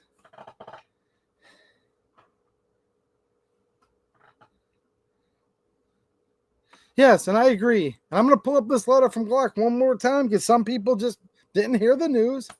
And some people just don't get it, man. Garen Wilson, you got that right. Jesus was not a pacifist. Save yourself. If you're the Messiah, save yourself and prove it, they told him. You want to prove you are who or what you say you are? Prove it to us right now and take yourself down from that cross. And he could have in 2 seconds flat. 3 days later, he arose from the dead. The tomb was empty. Of course, Jesus could have taken himself from the cross, but I'm eternally thankful he didn't. That's the most thankful thing that I am, actually, is that he didn't do it. Because he died that people just like me and people like you might be saved. And I do believe the only path to God is through Jesus. If Jesus wouldn't have been that ultimate sacrifice, it'd be a lot harder for us to get to heaven.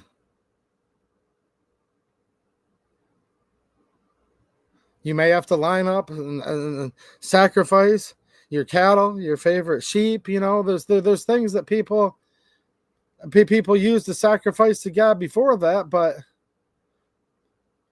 I'm not a Jew. I believe in the New Testament. Okay? And I don't think that's a pacifist that could literally have saved himself. I mean, Jesus made a blind man see. All of the miracles that are literally documented that Jesus performed on this earth. I want to say Jesus was a tough guy, but that would be an insult to Jesus because tough doesn't even start to describe.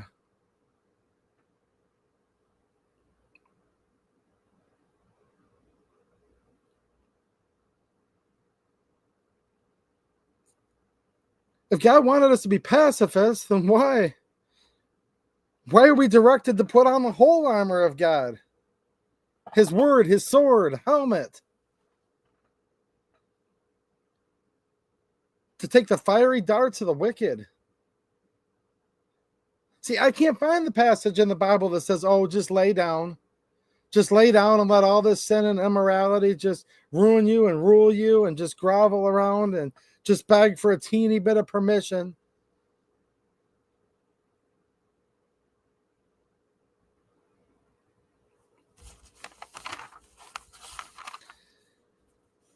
Now, this might be tough for some people, and YouTube probably isn't going to like this, but I'm reading from the Bible, whoever works at YouTube, so I don't know if that's banned yet or not.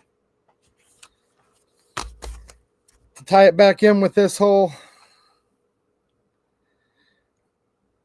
thing about transmissions, all of this, yeah. Founding fathers wouldn't have put up with this BS, I'll tell you that right now, first of all, if you want to look at it just from that standpoint.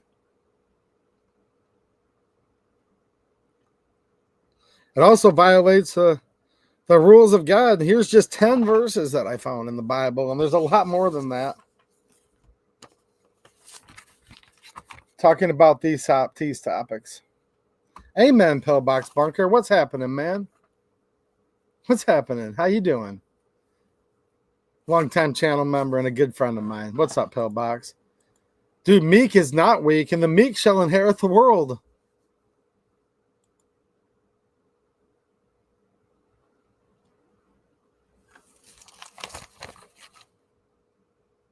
Leviticus 18:22.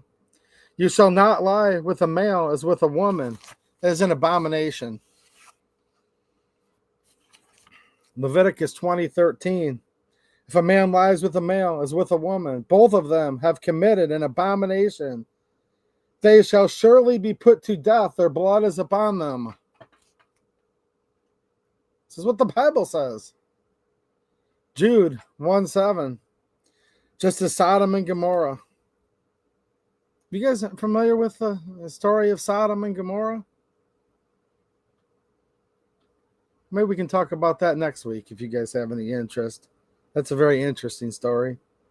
Just as Sodom and Gomorrah and the surrounding cities, which likewise indulged in sexual immorality and pursued unnatural desire, serve as an example by undergoing a punishment of eternal fire. Romans 1:26-28. For this reason, God gave them up to dishonorable passions. For their women exchanged natural relations with those that are contrary to nature. Now remember, when Thomas Jefferson wrote the Declaration, he said, these are the laws of nature and of nature's God. So for anyone out there that wants to say, what's the Bible have to do with this? Our country's founding was literally founded on the divine inspiration of biblical teachings. It literally was. Some people might not like that, but it was. So when you're reading these verses and you're like, that starts to sound a lot like the Declaration of Independence. Yeah, and the Bible didn't copy off the Declaration of Independence, did it? I think it was probably the other way around. For their women exchanged natural relations for those that were contrary to nature. Ooh, so they're violating the laws of nature and of nature's God, weren't they? And the men likewise gave up natural relations with women and were consumed with passion for another, men committing shameless acts with men and receiving in themselves the due penalty for their error. See, we're talking about like stark penalties here. That's what we're reading right now. So trust me, there are penalties for all of this, not gun control though. Penalties? Oh, absolutely. This is old school law right here that I'm reading.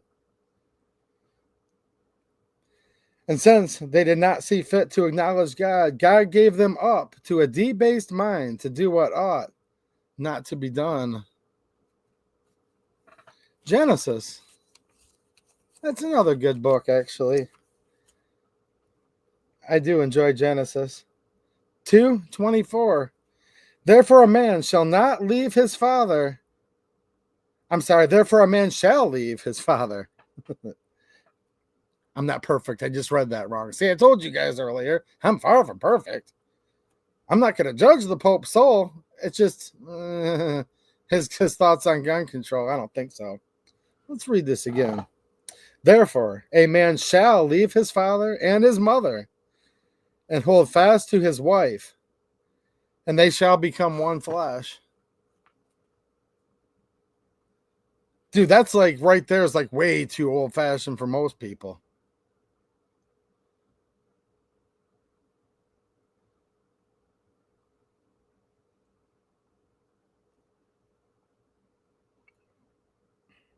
Think about this. All these people that, as far as their age goes, they're technically legally grown men. The new societal norms, they can't even go out there and flirt with another young lady anymore. They're too worried about divorce court. They're too worried about all this stuff. The Bible talks about that too, by the way. It actually talks about that too. Here, Johnny, just take some more medicine. Just get on a little more video games.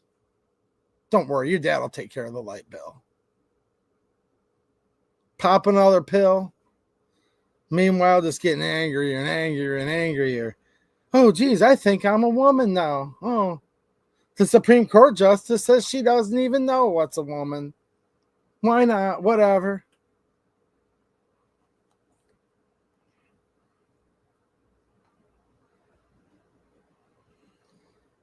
Now, a man's supposed to lay down with his wife. That's the old school law. Now, some of you might laugh at that and say, but 2AE to you, come on, man. You're kind of sounding like a bit of a stiff. You're sounding like a bit of a square. Yeah, sure, maybe, but we didn't have all these school shootings back when people followed this a little bit more, did we?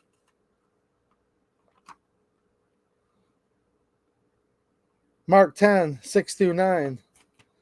But from the beginning of creation, God made them male and female. Not male/female, not both. No, male and female. Therefore, a man shall leave his father and mother and hold fast to his wife, and the two shall become one flesh, so they are no longer two, but one flesh.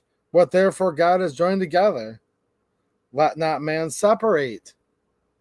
Well, I just read that as, oh, wait. Does the Bible say you're not supposed to get a divorce? Oh, come on, man. No, actually, it does.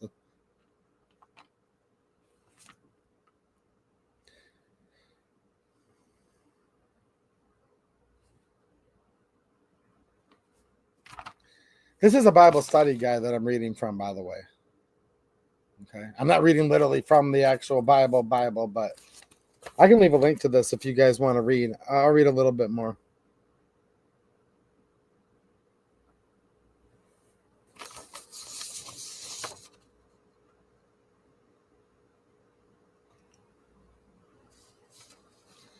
First Corinthians 7:2. But because of the temptation to sexual immorality, each man should have his own wife, and each woman her own husband.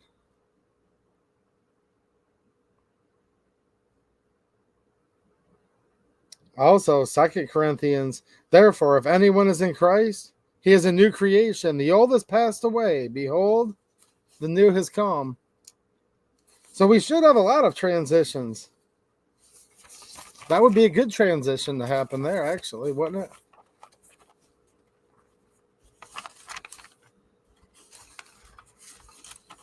I don't know. What do you all think? Justice Department mulls restricting transgender people from buying guns. But to AEDU, we have mental health institutions. Yeah.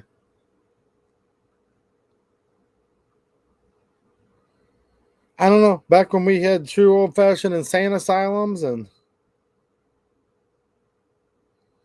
look, just to recap and put it bluntly, the founding fathers wouldn't put up with this crap.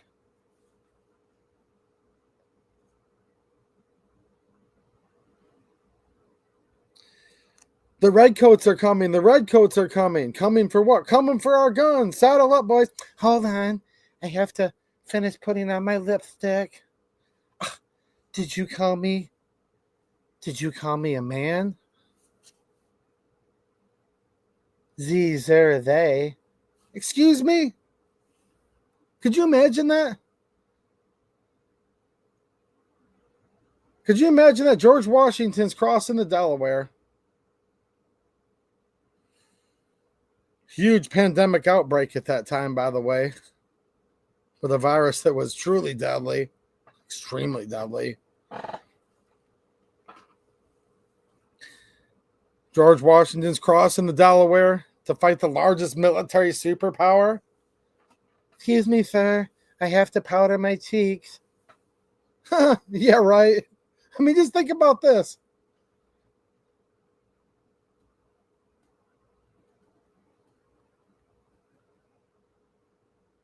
No. I don't want any gun control at all. People that shouldn't be among us just shouldn't be among us. It's that simple, actually. So maybe we can get a decent Department of Justice again. Maybe we can somehow get our courts to where we can believe in them again.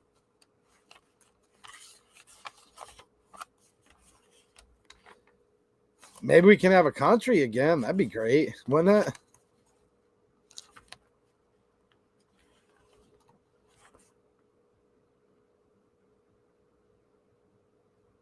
See, they literally right here. See, the founding fathers, just like the Bible talks about so much of this, the founding fathers right here.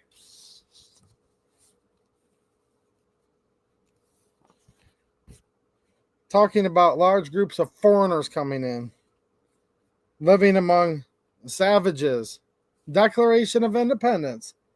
He is at this time transporting large armies of foreign mercenaries to complete the works of death, dissolution, and tyranny, already begun with circumstances of cruelty and perfidy scarcely paralleled in the most barbarous ages. Barbarians, barbarous. We're talking about the fall of the Roman Empire now. No, I'm serious. Mercenaries? Oh, can you imagine that? See, that's the beautiful thing. Like the Bible says, there's nothing new under the sun. The founding fathers already knew about a republic that turned to an empire. And they already knew about fallen empires. The Roman Empire. Before it was that, it was the Roman Republic. This isn't just some random thing where they're talking about barbarous ages and barbarians. Look up that time in world history and know exactly what they're talking about. And totally unworthy the head of a civilized nation. See, if we could just get back to having a civilized nation again, none of this other stuff would even matter. It would take care of itself.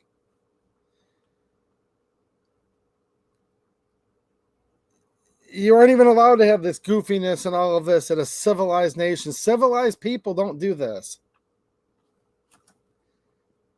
And civilized people shouldn't have to be forced to live amongst uncivilized people. You know, as the old saying goes, you lie with the dogs, you're going to come up with fleas.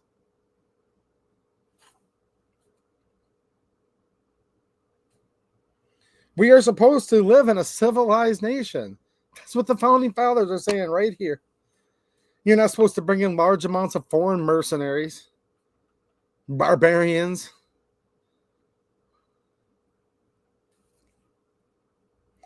He has excited domestic insurrection among us and has endeavored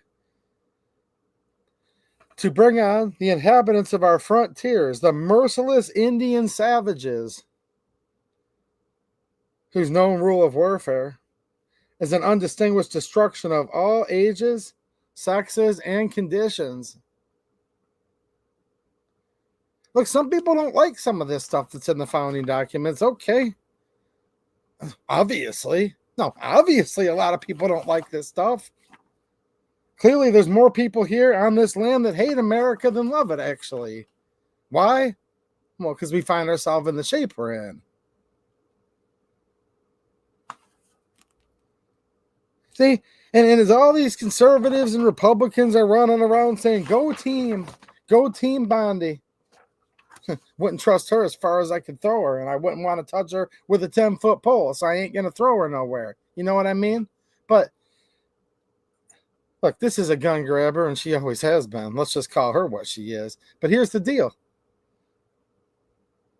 Well, hold on. Our team wants to ban guns. Let's ban guns. No, the problem is we don't even live in a civilized society anymore. Gun control, you kidding me? Criminals don't follow laws.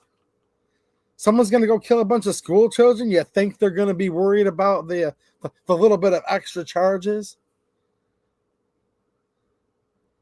Excuse me, sir. What's the mandatory minimum? What exactly does Section 922G-F-1 say? Has said none of these maniacs ever? See, that's the problem. People pontificate. And they all think they're so smart they can't see the forest through the trees. Well, hold on. We need to analyze and scrutinize Section 922G and look to the high courts for jurisprudence. And you should listen to me because I have a high degree and I went to the Ivy Leagues or wherever. Let's just enforce the laws that are already on the books. I'm like, what are you even talking about, dude? That's never gone through any of these deranged people's minds. No, the problem is we don't live in a civilized country anymore.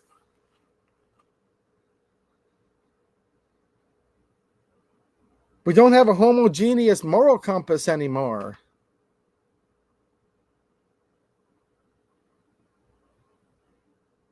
For better or for worse, and you guys can let me know your thoughts on this, but this country's no longer run by the white male, heterosexual, Christian landowner anymore. It was back then, though, actually. But it's not anymore. And some of you might wish it was again. Some of you might not want it to be. I don't know. You don't need to answer me. Just keep your thoughts to yourself, too. It's totally fine. But we were warned about bringing in mercenaries. We were warned about circumstances of cruelty and perfidy that was scarcely paralleled in the barbarous ages. Look at the fall of the Roman Empire. The United States is an empire. You know that, right? And totally unworthy the head of a civilized nation. They talked about savages. Right here. Undistinguished destruction of all ages, sexes, and conditions. And look, I'm not saying everyone that's an American Indian is a savage. What I'm trying to say is, no, the way they fought like savages. They're right here. I'm not saying this. This is the founding fathers. who's known rule of warfare. How can you be on the winning side when we don't even have a side, right? Does anyone have any questions about Glock?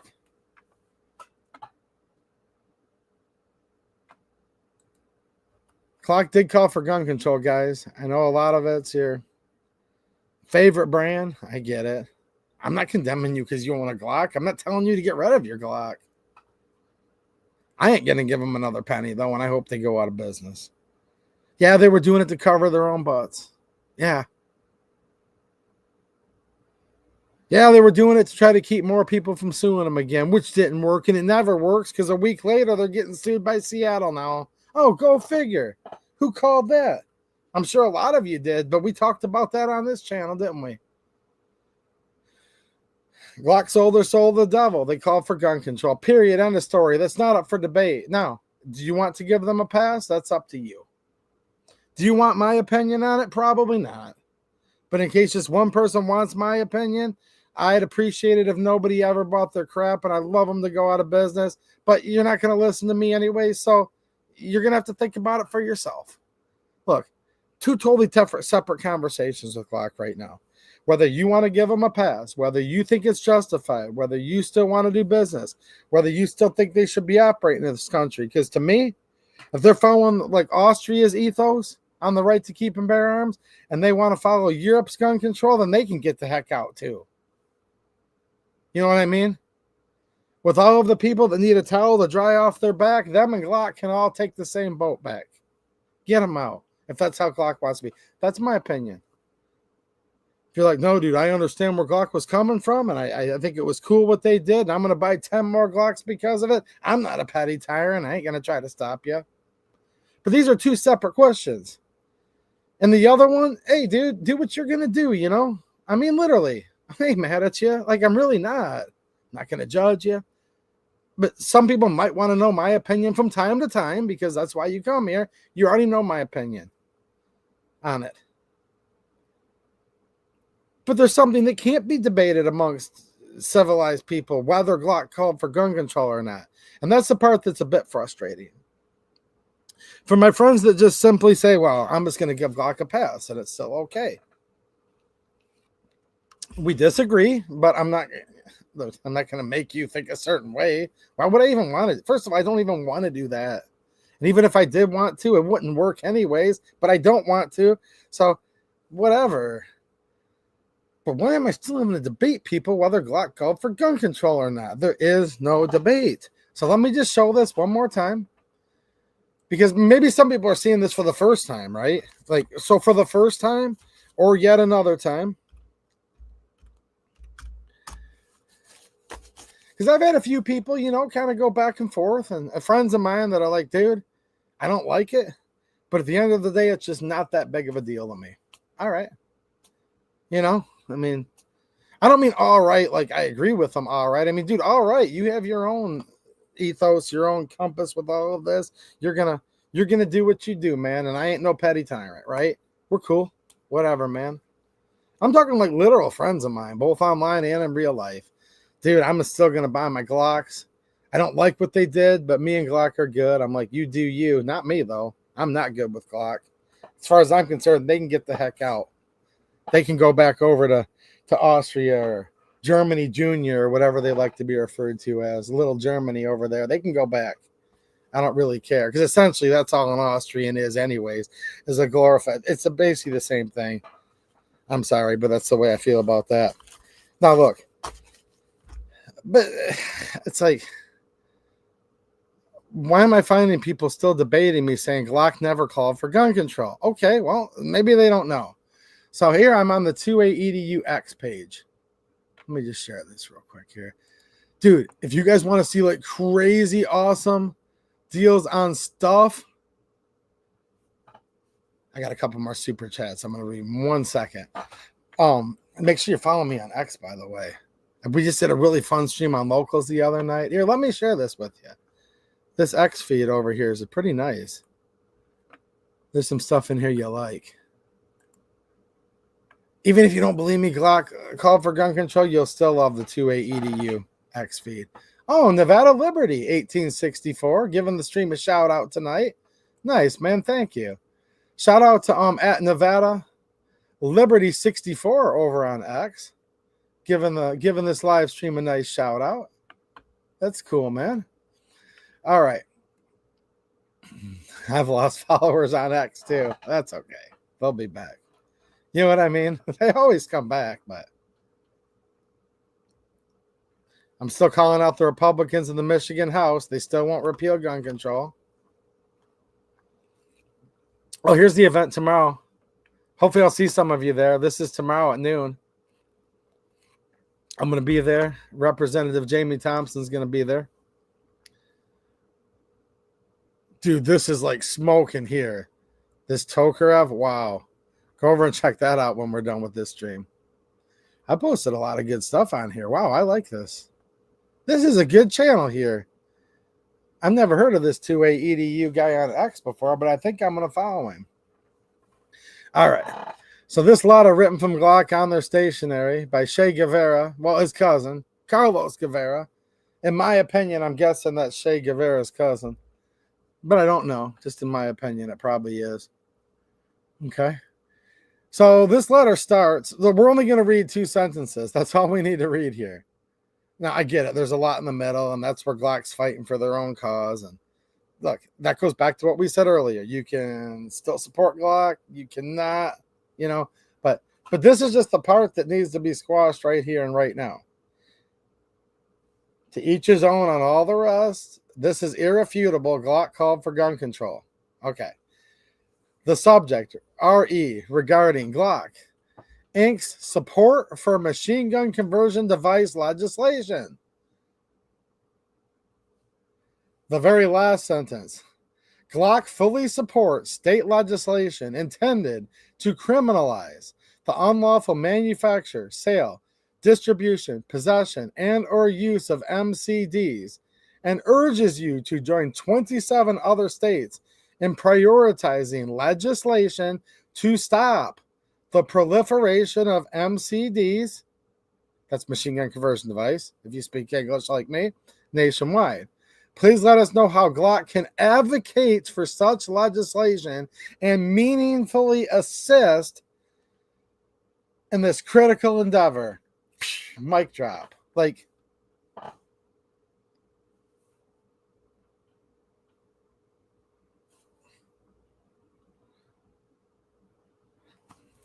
no, like seriously. You'd have to literally not have 2 brain cells that even function to say Glock did not call for gun control. That's all I wanted to reiterate about that. Shout out to all my friends who have forgiven Glock. You're going to buy 1 million Glocks. That's a whole nother discussion. Whatever. I already basically told you earlier what I think about that. I don't like it. I don't like nothing to do with it. I would be very happy if they went under. If they want to live under laws of some other country, they can get out. That's all my opinions on all of that. But to think there's still people trying to tell me Glock didn't call for gun control, that's despicable.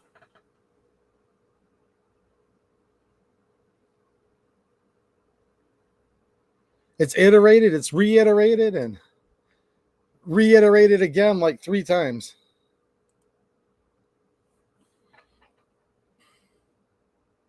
In the last sentence alone. Can you guys believe that? I've literally had people getting a hold of me with like a bone to pick, being like, dude, you're fake news. Glock didn't call for any gun control. I'm like, excuse me?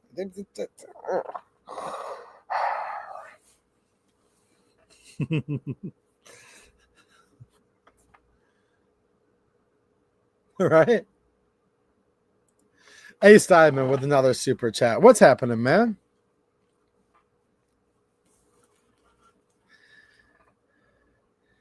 Thank you for the super chat and for being a channel member.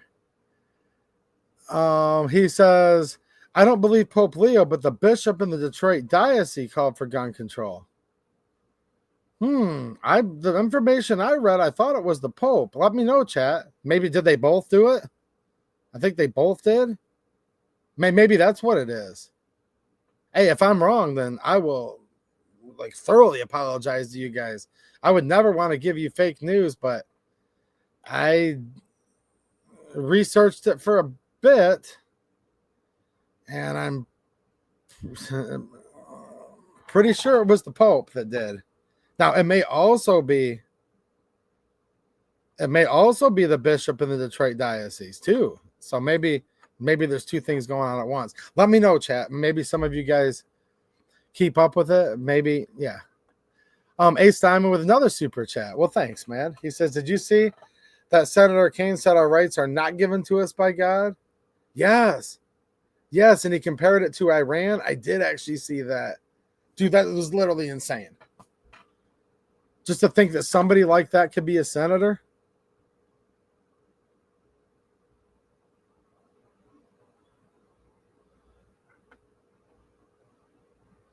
Yeah, yes, I did see that. Look that up, guys, if you want to see a real winner. Yeah, let me know, guys. Did you see what I saw where the Pope was calling for gun control? Maybe the bishop in Detroit did too, though, right?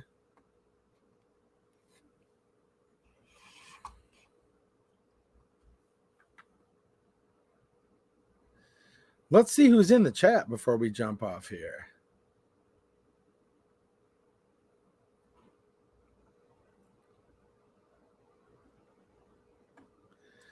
What's happening, Clover? How you doing, man? Thanks for being a channel member. And shout out to the Clover Tech channel. He says, I don't want any gun companies to go under. That's a whole different thing, like wishing death on a person. I see your analogy. I disagree because I wouldn't wish death on an actual person. But if there is a gun company in the United States that doesn't like the Second Amendment, that's just so antithetical to my beliefs that, look, sometimes maybe there's a scenario, right, where they go under and they reform again, getting rid of the former ownership or leadership. That can be possible in certain instances. I mean, I'll give you guys a quick example. Smith & Wesson, Ruger. We have companies like this. Bill Ruger was up there testifying in front of Feinstein 30 years ago saying the 10-round mag is all the plebes need. I'm paraphrasing. Well, here's the thing. Bill Ruger has passed away. Unless things have changed real recently, my understanding is it's been passed on to his heirs, his children to an extent, are running the company. And I've not heard them call for any 10-round magazine limits. I've not seen them testifying for gun control one bit.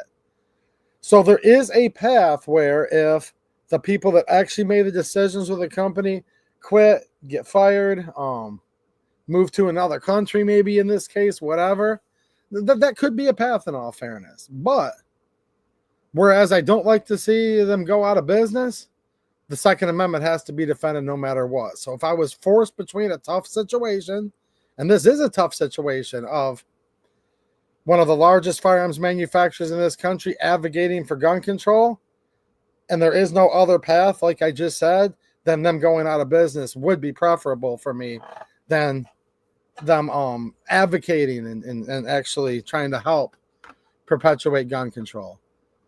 Because they were very specific when they were in there, like at the end of this letter. I mean, they made it pretty clear, right? They didn't just say like, maybe we'd. No, they said they fully support, right? They want them to prioritize legislation. And then they, at the very end, please let us know how Glock can advocate for such legislation and meaningfully assist in this critical endeavor. So this is like even more, Glock's even more passionate for gun control than some of the calls I've seen. And trust me, I don't give this any pass at all, guys. But I have seen a scenario in the past where they're just like, yeah, we'll just remain neutral on the bill. Like, we won't come at you if you do pass it. That's a tactic some companies take. But Glock was very, very strongly in like 8 different ways saying that not only do they want this, but they'll do whatever it takes to get it passed. So, yeah, it's a tough situation, man. So I don't want people to confuse my opinion on it. I actually don't want like a company to go out of business in and of itself. But if I was faced with that tough choice that they're doing everything they pass gun control or go under, then they're going to have to go under. That's me. And I don't, And I'm not advocating for anybody personally there to die, so I don't think that analogy was in good faith. I don't really think calling for a business to go under is the same as an actual person dying. So to make my point crystal clear, I don't wish any personal ill will towards the health or anybody that works at Glock. Not like on that level. You know what I mean?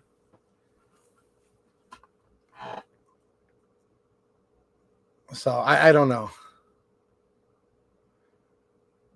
Can Glock change things? Glock can change things around tomorrow. That might be to somebody else in the chat, but I don't know. Maybe they can. Maybe they can. Who made the decision?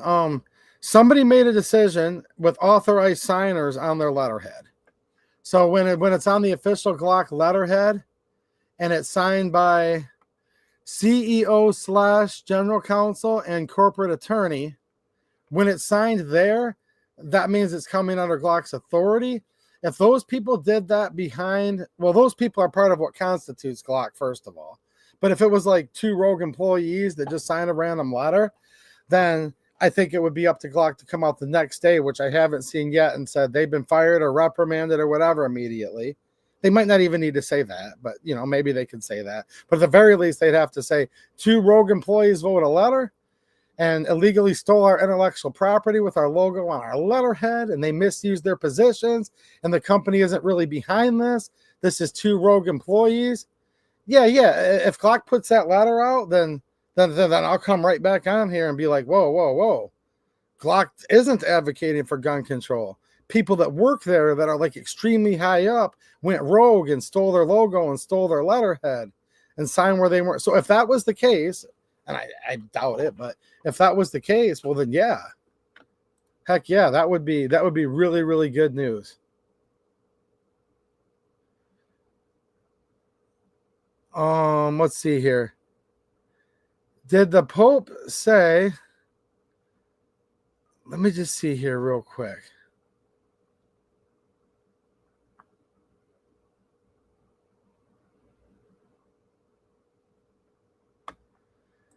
Oh, dude, I've been talking about the moral decline of this country and how we're not even a civilized country in so many ways for 2 hours tonight. So on the larger principle of things, there's lots of problems that have to do with many things, including, but not limited to, the Second Amendment. What's happening, Mike McClune? How you doing, man?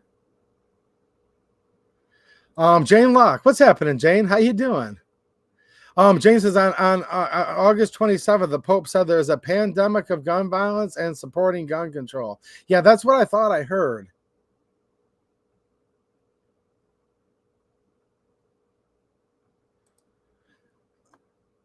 Yeah, I didn't say that. What's happening, Gort? How you doing, man? Thank you for being a channel member. He says Pope Leo allegedly denounced the quote pandemic of arms. Yeah, that's a gun control term. After the shooting in Minneapolis, he did not specifically call for gun control legislation. Yeah, and I never said he did. I literally just said, now it looks like the Pope's calling for gun control. So thank you for clarifying. But just to make sure I'm being clear, I never said tonight whatsoever that the Pope said, I support House Bill ... Nothing like that. What's happening, Fluffy 10mm Jeep guy? How you doing, man? What's up, Mateo? She's more about animal rights and horses than guns. Sounds like you're talking about a woman here. Maybe that lawyer from Glock, or I'll have to go back and reread the chat.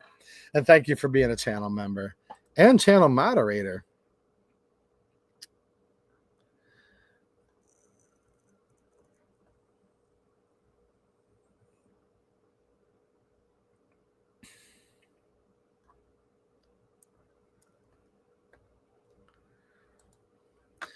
Here's the problem, though. So Glock puts out this letter, right, to mitigate things, and the other side and the anti-gunners, and then a week later, Seattle sues them. So clearly, as we all knew, though, like you'd have to know this. Glock putting out that letter, calling for gun control, it wasn't going to slow the other side down. It never does. Ace Diamond, what's happening, man? How you doing? Thank you again for another generous super chat. I'm going to be able to afford to buy more coffee.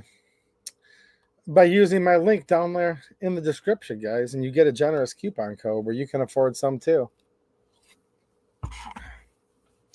Not a channel sponsor. They don't pay me for ad reads, but if you do use my link, the channel does get a couple of crumbs.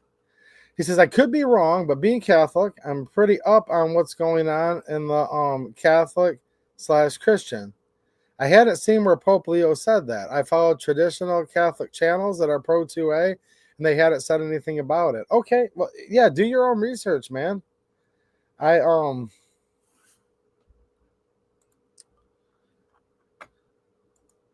heard it though.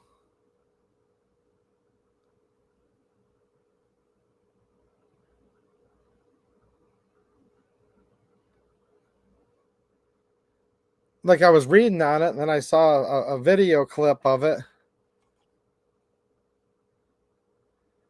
Now you're making me second guess myself. I think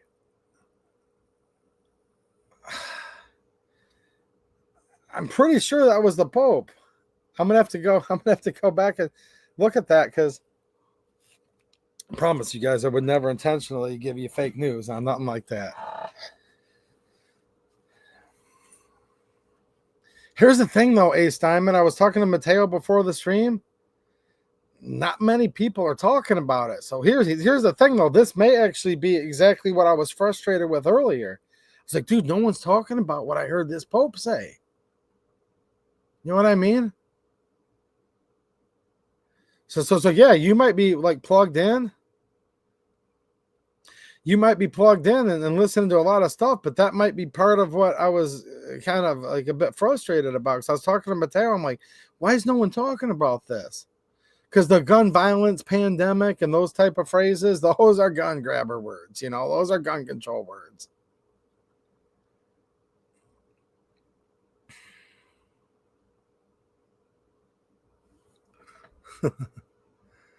What's up, Lyle Smith? Nice to see you, man.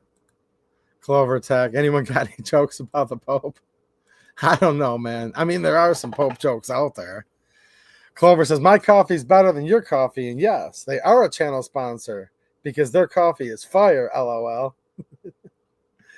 No, I was just telling the people earlier, this show doesn't have any sponsors, meaning like I do the ad read brought to you by, but I do have a few of what's called affiliate links down there in the old description, and other good links that are not affiliate links, like whatsoever.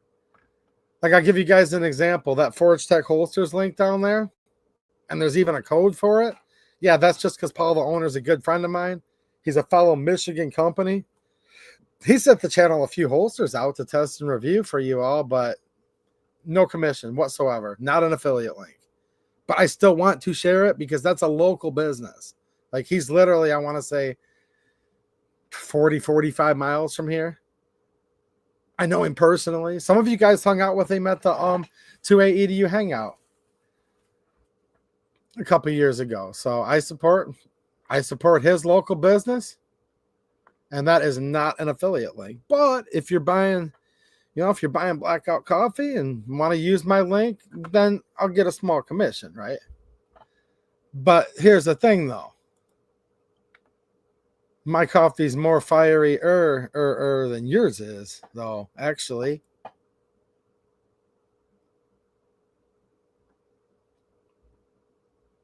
I think I said that right, didn't I?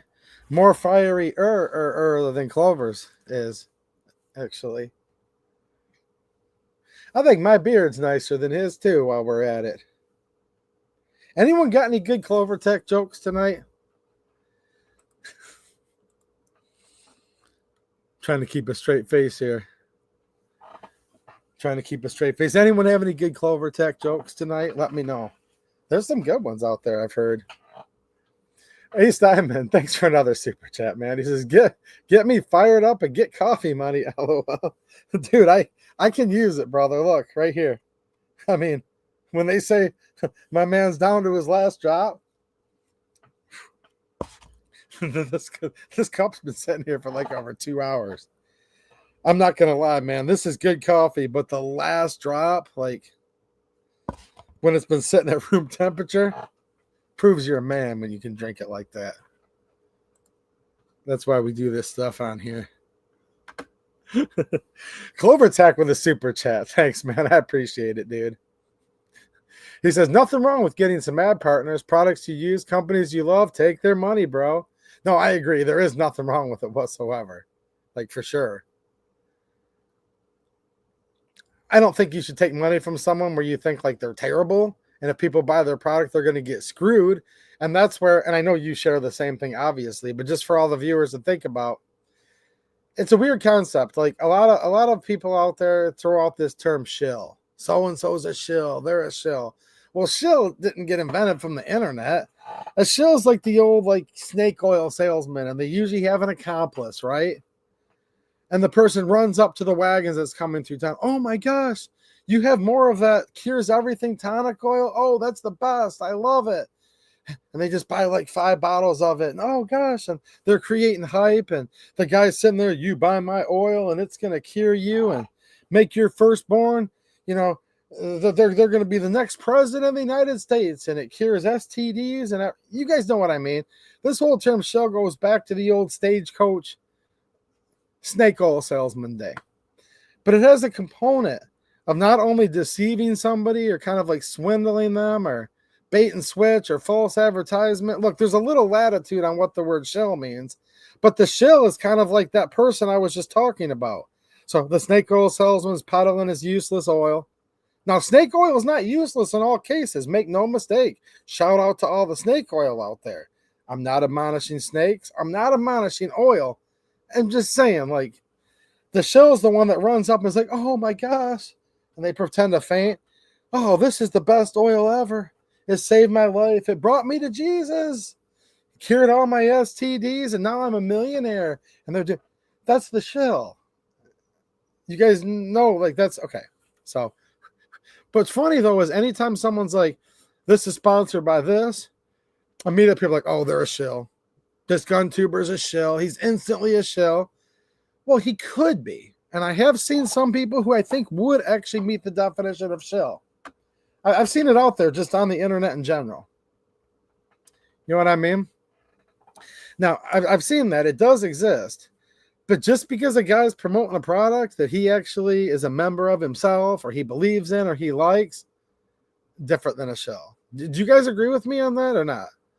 And I know a lot of what it really comes down to is people just get a word stuck in their head and they use the word shill and they just never bother to look it up. So like, dude, I ain't casting like ultimate judgment on you guys that didn't know, but just look up the history of that word and you'll kind of see ish what I'm explaining here. So yeah, man. Nothing wrong with promoting something if it's a win-win. That's why I was like, dude, go over on my locals. There's good deals on stuff that you guys like. And you'll see the posts that I make where I'm like, dude, I've only one of these for a long time and it's really cool. And, you know, this I do highly recommend. But then like I was the other day where there was that combination. It was a combination pump / semi. I said, look, guys, full disclosure, I don't know what this is. I have no idea if it's good. It could be so crappy, it might not even fire one shot. For those of you that watch that stream, you remember this. I'm like, I have no idea. However, I want one. Just because I think it's cool on the price. So there you go. If somebody tells you like, dude, I really like this product, use my link. I think you'll be happy. Trying to help save you some money. Giving you a recommendation. By the way, a few coins on each dollar is going to come back into the channel to keep it going. That's what we call a win-win. And I'm glad you brought that up, Clover, because it is this weird thing. And not really amongst my viewers, but I see it. It's always like this battle where a channel's just trying to keep themselves like fiscally solvent. And they're just trying to like keep themselves from going under in many cases. You just see all these people and they're like, shill, shill, shill, shill, shill. And it's like, oh, come on, man. Okay, Lyle Smith. AP News, August 31st. Pope demands end to the pandemic of arms as he prays for victims of Minnesota. Yeah, so to me, it's like when you demand to end the pandemic of arms, that's enough for me to, with a clear conscience, say he was calling for gun control. I mean, not a specific bill necessarily, but we need to end the pandemic. Yeah, I've never heard GOA say that, for example, but I've heard like Moms Demand Action say that like every day. So I'll leave it at this, guys, and you can be your own judge. The Pope sounds a lot like Moms Demand Action more than he does like, we'll just say GOA or NAGR or, you know what I'm saying? Stuff like that. We will say that. Now, hold on a minute. You got something against redheads, Clover? He says, now you've lost your freaking mind. You look like a Brillo pad, bro. Now, I think what I am going to do, though, to be honest, here's my problem, guys. Because I do believe what the Bible says about a man shall have one wife. If I didn't keep myself on the down low a little more, I'd find myself with a harem of like 10 of them following behind me. So to be honest with you, I will agree. It's a bit unsightly, but I do it on purpose. Because I don't have Solomon's gold, and I do not have enough to support his harem either now. So I do this to kind of fend the chicks off. I think what I am going to do is shave everything but the mustache. Just so I can have more of the civilized, polite gentleman look. I think some of the things I say would be held with a little more gravitas if I got rid of the beard and just went with a nice mustache. What do you guys think? What do you think? Yeah, here's the thing, man. I like this. I'm not the shill. Clover's the shill. So there you go. All the hate, just go over there. He'll cash your check. La da da, have a nice day. So I got off easy. There's the shill. Go get him, boys. Go get him. Right, Mike McClune? Go sick him, boys. All right. Let me take one last look here, and I am going to jump off in 1 second. Garen Wilson, do long guns have to be registered in Michigan? Registered prima facie? No, but if you now factor in that if you're not a CPL holder, that you can't do the face-to-face anymore and have to go through the FFL. Now, with that, and then you also factor in, as reported by the GOA, that the ATF will come in and scan 4473s. And it's been alleged by people in pretty high authority over the years, recent years, that they are keeping a de facto registry from 4473s. Now, when you factor that in, I think it's fair to say yes. But there is not a form for the long gun with the RI-60, is what it's called in Michigan. The pistol registration, there isn't that very specific, point source registry. So my answer is, it depends how you want to look at it. Many channels take money from anyone. Yes. Yes, I have noticed that. Actually, you are right on this, Clover Tech, and that's why I always start my stream the same way every time. This is a good topic to end it on.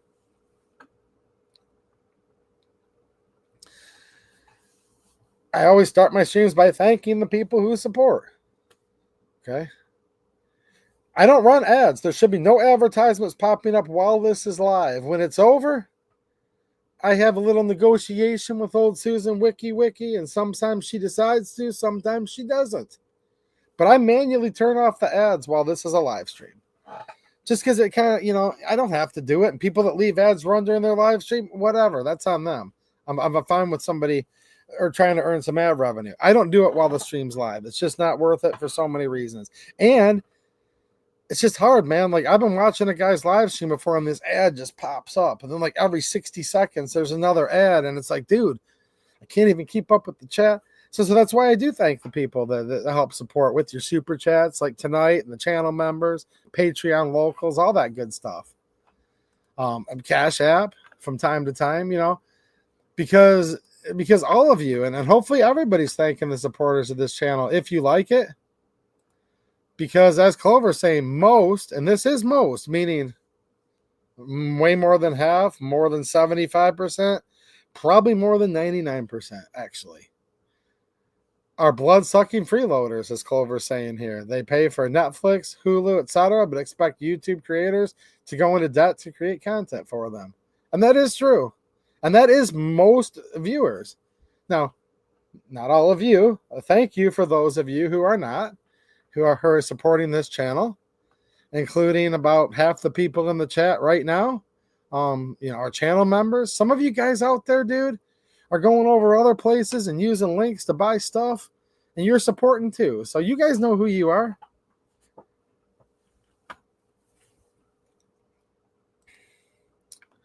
Yeah, and I don't know what goes on at my shop because I'm not there. I'm the local gun shop I go to. But that was a big thing the GOA had reported on and uncovered a couple years ago. What's up, Bill Alexander? How you doing, man? Dude, you said gravitas. What's up, DB Cooper? I have words. I have the best words. What's up, Randy Smith? Nice to see you, man. AP editorializing. By adding the words demands end too.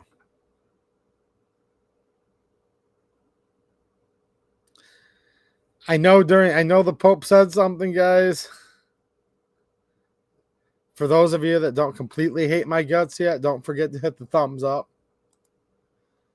I'm getting just as much pushback on this Pope as I did Glock. This is good. This is good here. What's up, Harry Grimley? How you doing, man? How you doing, dude? Dale, what's happening, Dale? Dale knows Paul from Forge Tech. You know what I'm talking about, man. And Dale will tell you. Dale, see, now Dale is a channel sponsor. See, hold on a minute. We have to say Dale, channel sponsor. He might own him a few Forge Tech holsters. I think he owns more Forge Tech holsters than I do. He's another Michigan guy.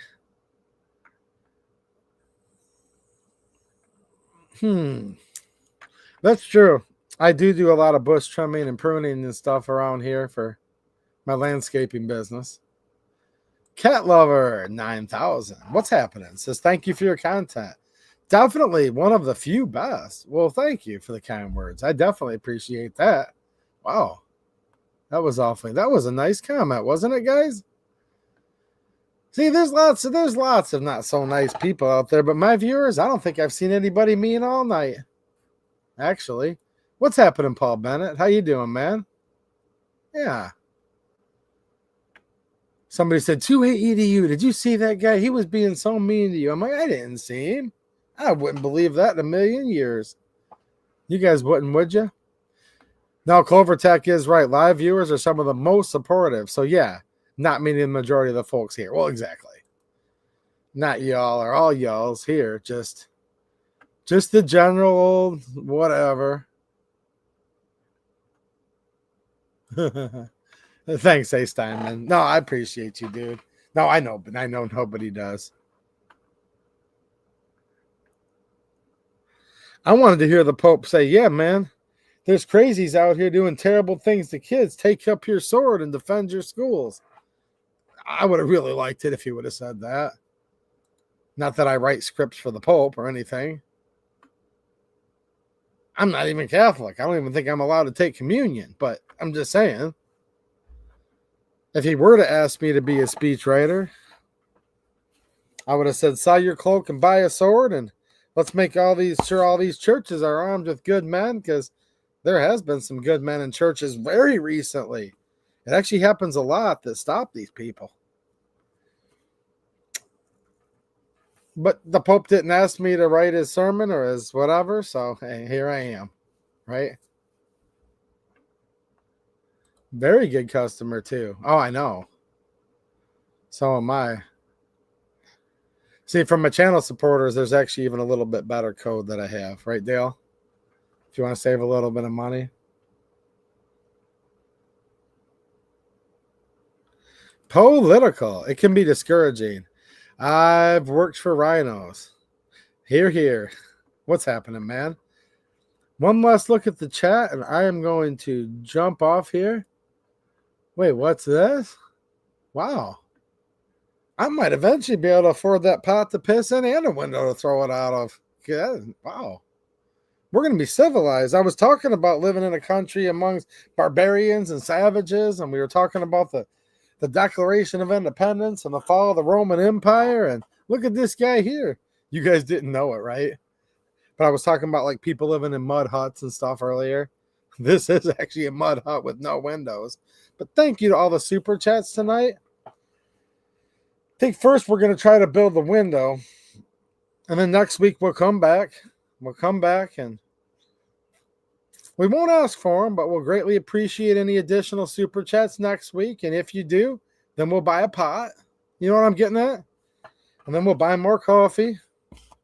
And then we'll urinate in the pot. We'll throw it out the window. And then we'll no longer be able to say, I can't afford a pot to piss in or a window to throw it out of. But until then, we'll just do what we have to do. DB Cooper with a generous super chat. Thanks, DB. I appreciate you too, man. He just said appreciate you too, AEDU. Well, thank you. You guys are being awfully nice tonight. I will give you guys that. Now, hold on a minute. See, everyone's being nice tonight. Then there's this guy. Did anyone have any Clover Tack jokes? Huh? Does anyone have? No, shout out to the Clover Tack channel, man.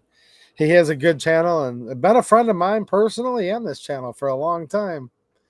Now, I was about to say he's not so nice, but yet again, another nice comment. He says, decided to kick in a few bucks myself so you can buy a freaking clue. Wow. I mean, I should turn this into like one of these televangelism shows and just stay on here right now. You know what I mean? Jesus told me. Empty your bank account. Send it via the super chat right now. I could do that. I don't want to do that, though. Maybe I do. After I told everybody I wasn't a shill earlier, I'll just start going straight Jim Baker. Thank you, Clover. I appreciate it, man. You got to keep a straight face with a guy like this. You can't let him get anything over on you. Right, Mike? Don't let him get anything over on you. I wouldn't do it. Not for a minute. Uh-huh. See, like I just said, not for 1 minute. See, you can't even make this up. So don't let this guy get anything over on you, not even for a minute. And then I'm scrolling through the chat. I'm like, oh, look what we have here.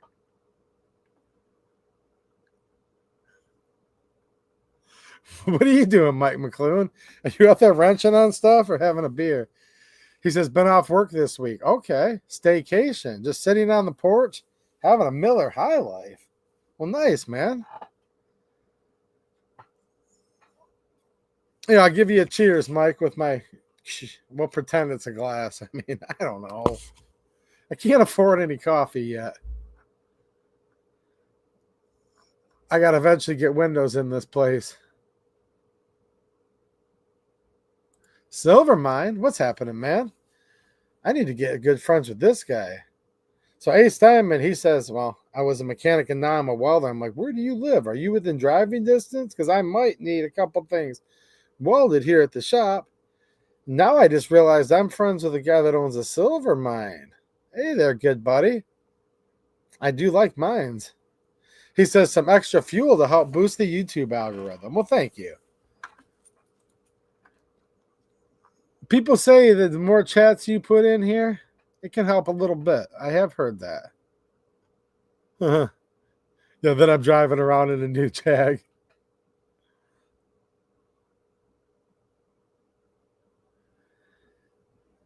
You guys know what I'm talking about? Does anyone know, like, when I say the Bakers, Jim Baker, I think his first name was Jim, Tammy Faye Baker.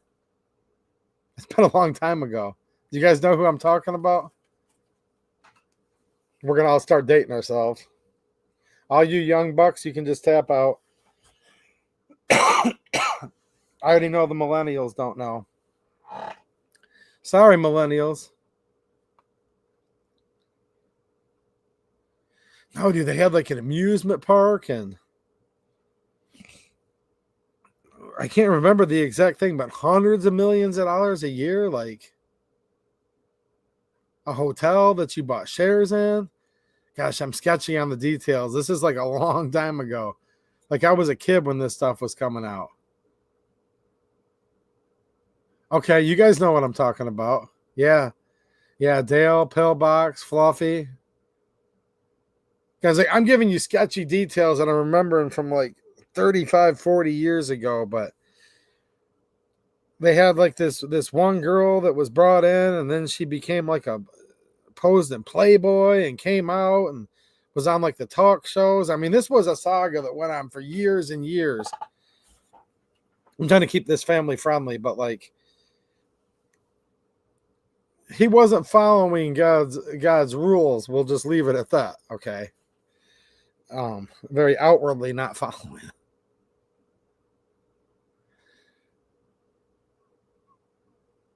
Yep. James Baker and Tammy Faye Baker. Yep, there you go. Yeah. But it was like hundreds of millions of dollars a year, I think, at a certain point. She had like this cooking show, and I can remember this stuff when I was a kid. I think it went on to like my early teenage years, and then he went to prison for a time. I think they got a divorce. I think Tammy Faye passed away. James Baker might still be alive, meaning I haven't heard about him passing, but he'd have to be 90, I would assume by now. I'll have to look into that later. I don't know if he's still alive or not, but I know he did do some time in the big house. I wonder if there's any way, maybe. I don't even know why I care, but I'm like, I wonder if he's still alive. I know his wife died because she ended up becoming like a big LGBTQ advocate, I think is a fair way to say it. But I remember some of this stuff. Joe Olstein, there's another one, is worse than Jim Baker. Every way, just saying. Oh, there's been a lot of them. I get that. I always liked Billy Graham, though. I mean, like reruns of. I never got to see him like face to face in real life. I liked Billy Graham. Maybe there's a bunch of dirt on him I don't know about. I don't know. Kenneth Copeland, okay. These are all the people that have a lot more money than we do. So what we're talking about right now. Ernest Angley was a faith healer. Okay.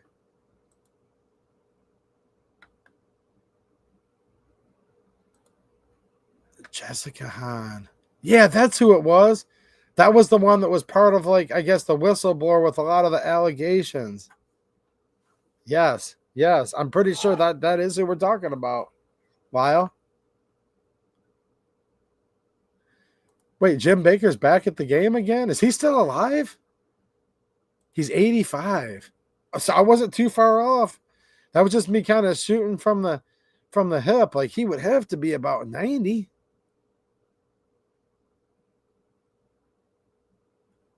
Okay, you always respected Billy Graham? Well, look, God will judge all these people's souls. Can't do it, don't want to, but I always got a better vibe from listening to Billy Graham preach than a lot of these other ones. I'll just leave it at that. Kenneth Copeland. Okay, so there's a lot of them out there. I'm probably not in the loop as much on that sort of thing. Trent McGuffey. What's happening, Trent? Ooh, he says in a relationship with coffee. Wow, nice. The Jim Baker Show. He currently hosts the Jim Baker Show, a program focusing on biblical prophecy, particularly the end times and the second. Are you talking the second coming, or are you going to say Second Amendment added onto that? Because your chat did get cut off. Pillbox Bunker. Judgment is coming to the church. The Bible does talk about that, actually. You know, me and you can't personally judge them, but I do believe in judgment. For sure. Yeah, we can judge their actions. Sure, of course. I'm just not saying like, you know, they're going to hell and I know it. Or God, please send them to hell. Those are things I don't dabble in. I can't do it. But yeah, you can judge actions. You can know them by their fruits, right? I mean, for sure.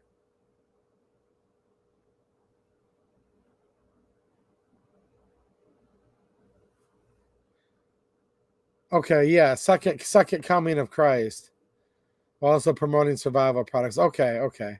I thought you were going to say he's a big Second Amendment advocate. Maybe that would have been. I mean, if he's advocating for the Second Amendment, maybe listen to him and see what he says.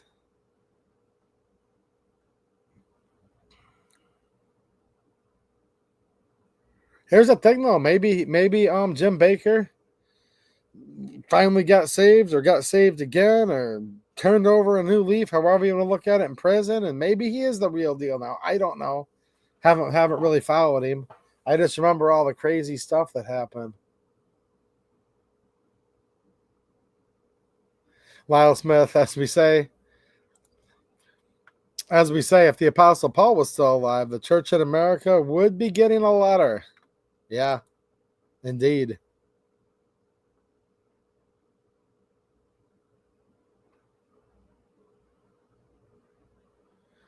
All right, cool. Well, I had fun hanging out with you guys tonight. Hopefully you enjoyed the stream. And hey, maybe I'll see one or two of you that lives in, near, or around southeastern Michigan or northeast Ohio. This is in Monroe, Michigan. Check out the post section of this YouTube channel here.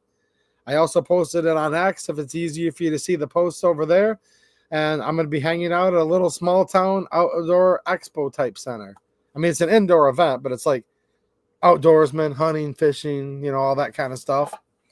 And I will be there with State Representative Jamie Thompson, my lovely wife, daughter, and I will hopefully see you guys. Come hang out for a little bit, and I will see you all again soon.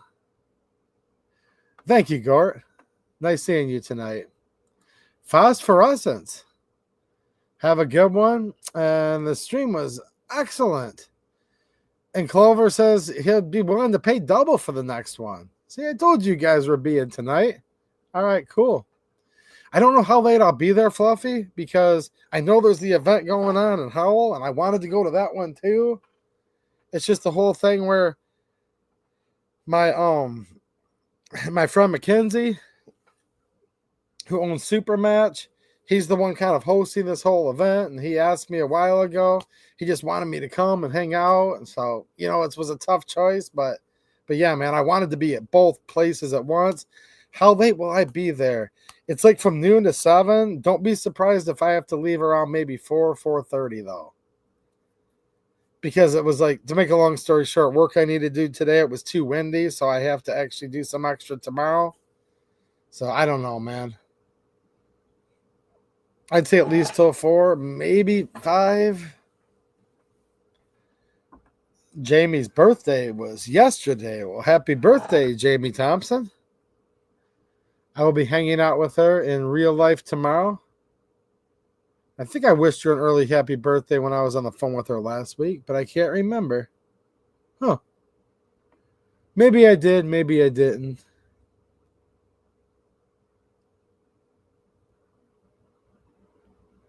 Well, good luck with that scope. Speaking of that kind of stuff, I have a cool upcoming video coming here. Actually, 2 videos coming that are a little bit to do with that topic soon. And we'll pick it up again over on Locals here soon. All right, guys. I will talk to you later. And I appreciate all of your gravitas as well. Everybody out there. What do you guys think? Everybody except Clover Tech? Or maybe including? Oh, I'm being nice tonight. Everybody including Clover Tech. All right. Thanks for watching, and have a good one.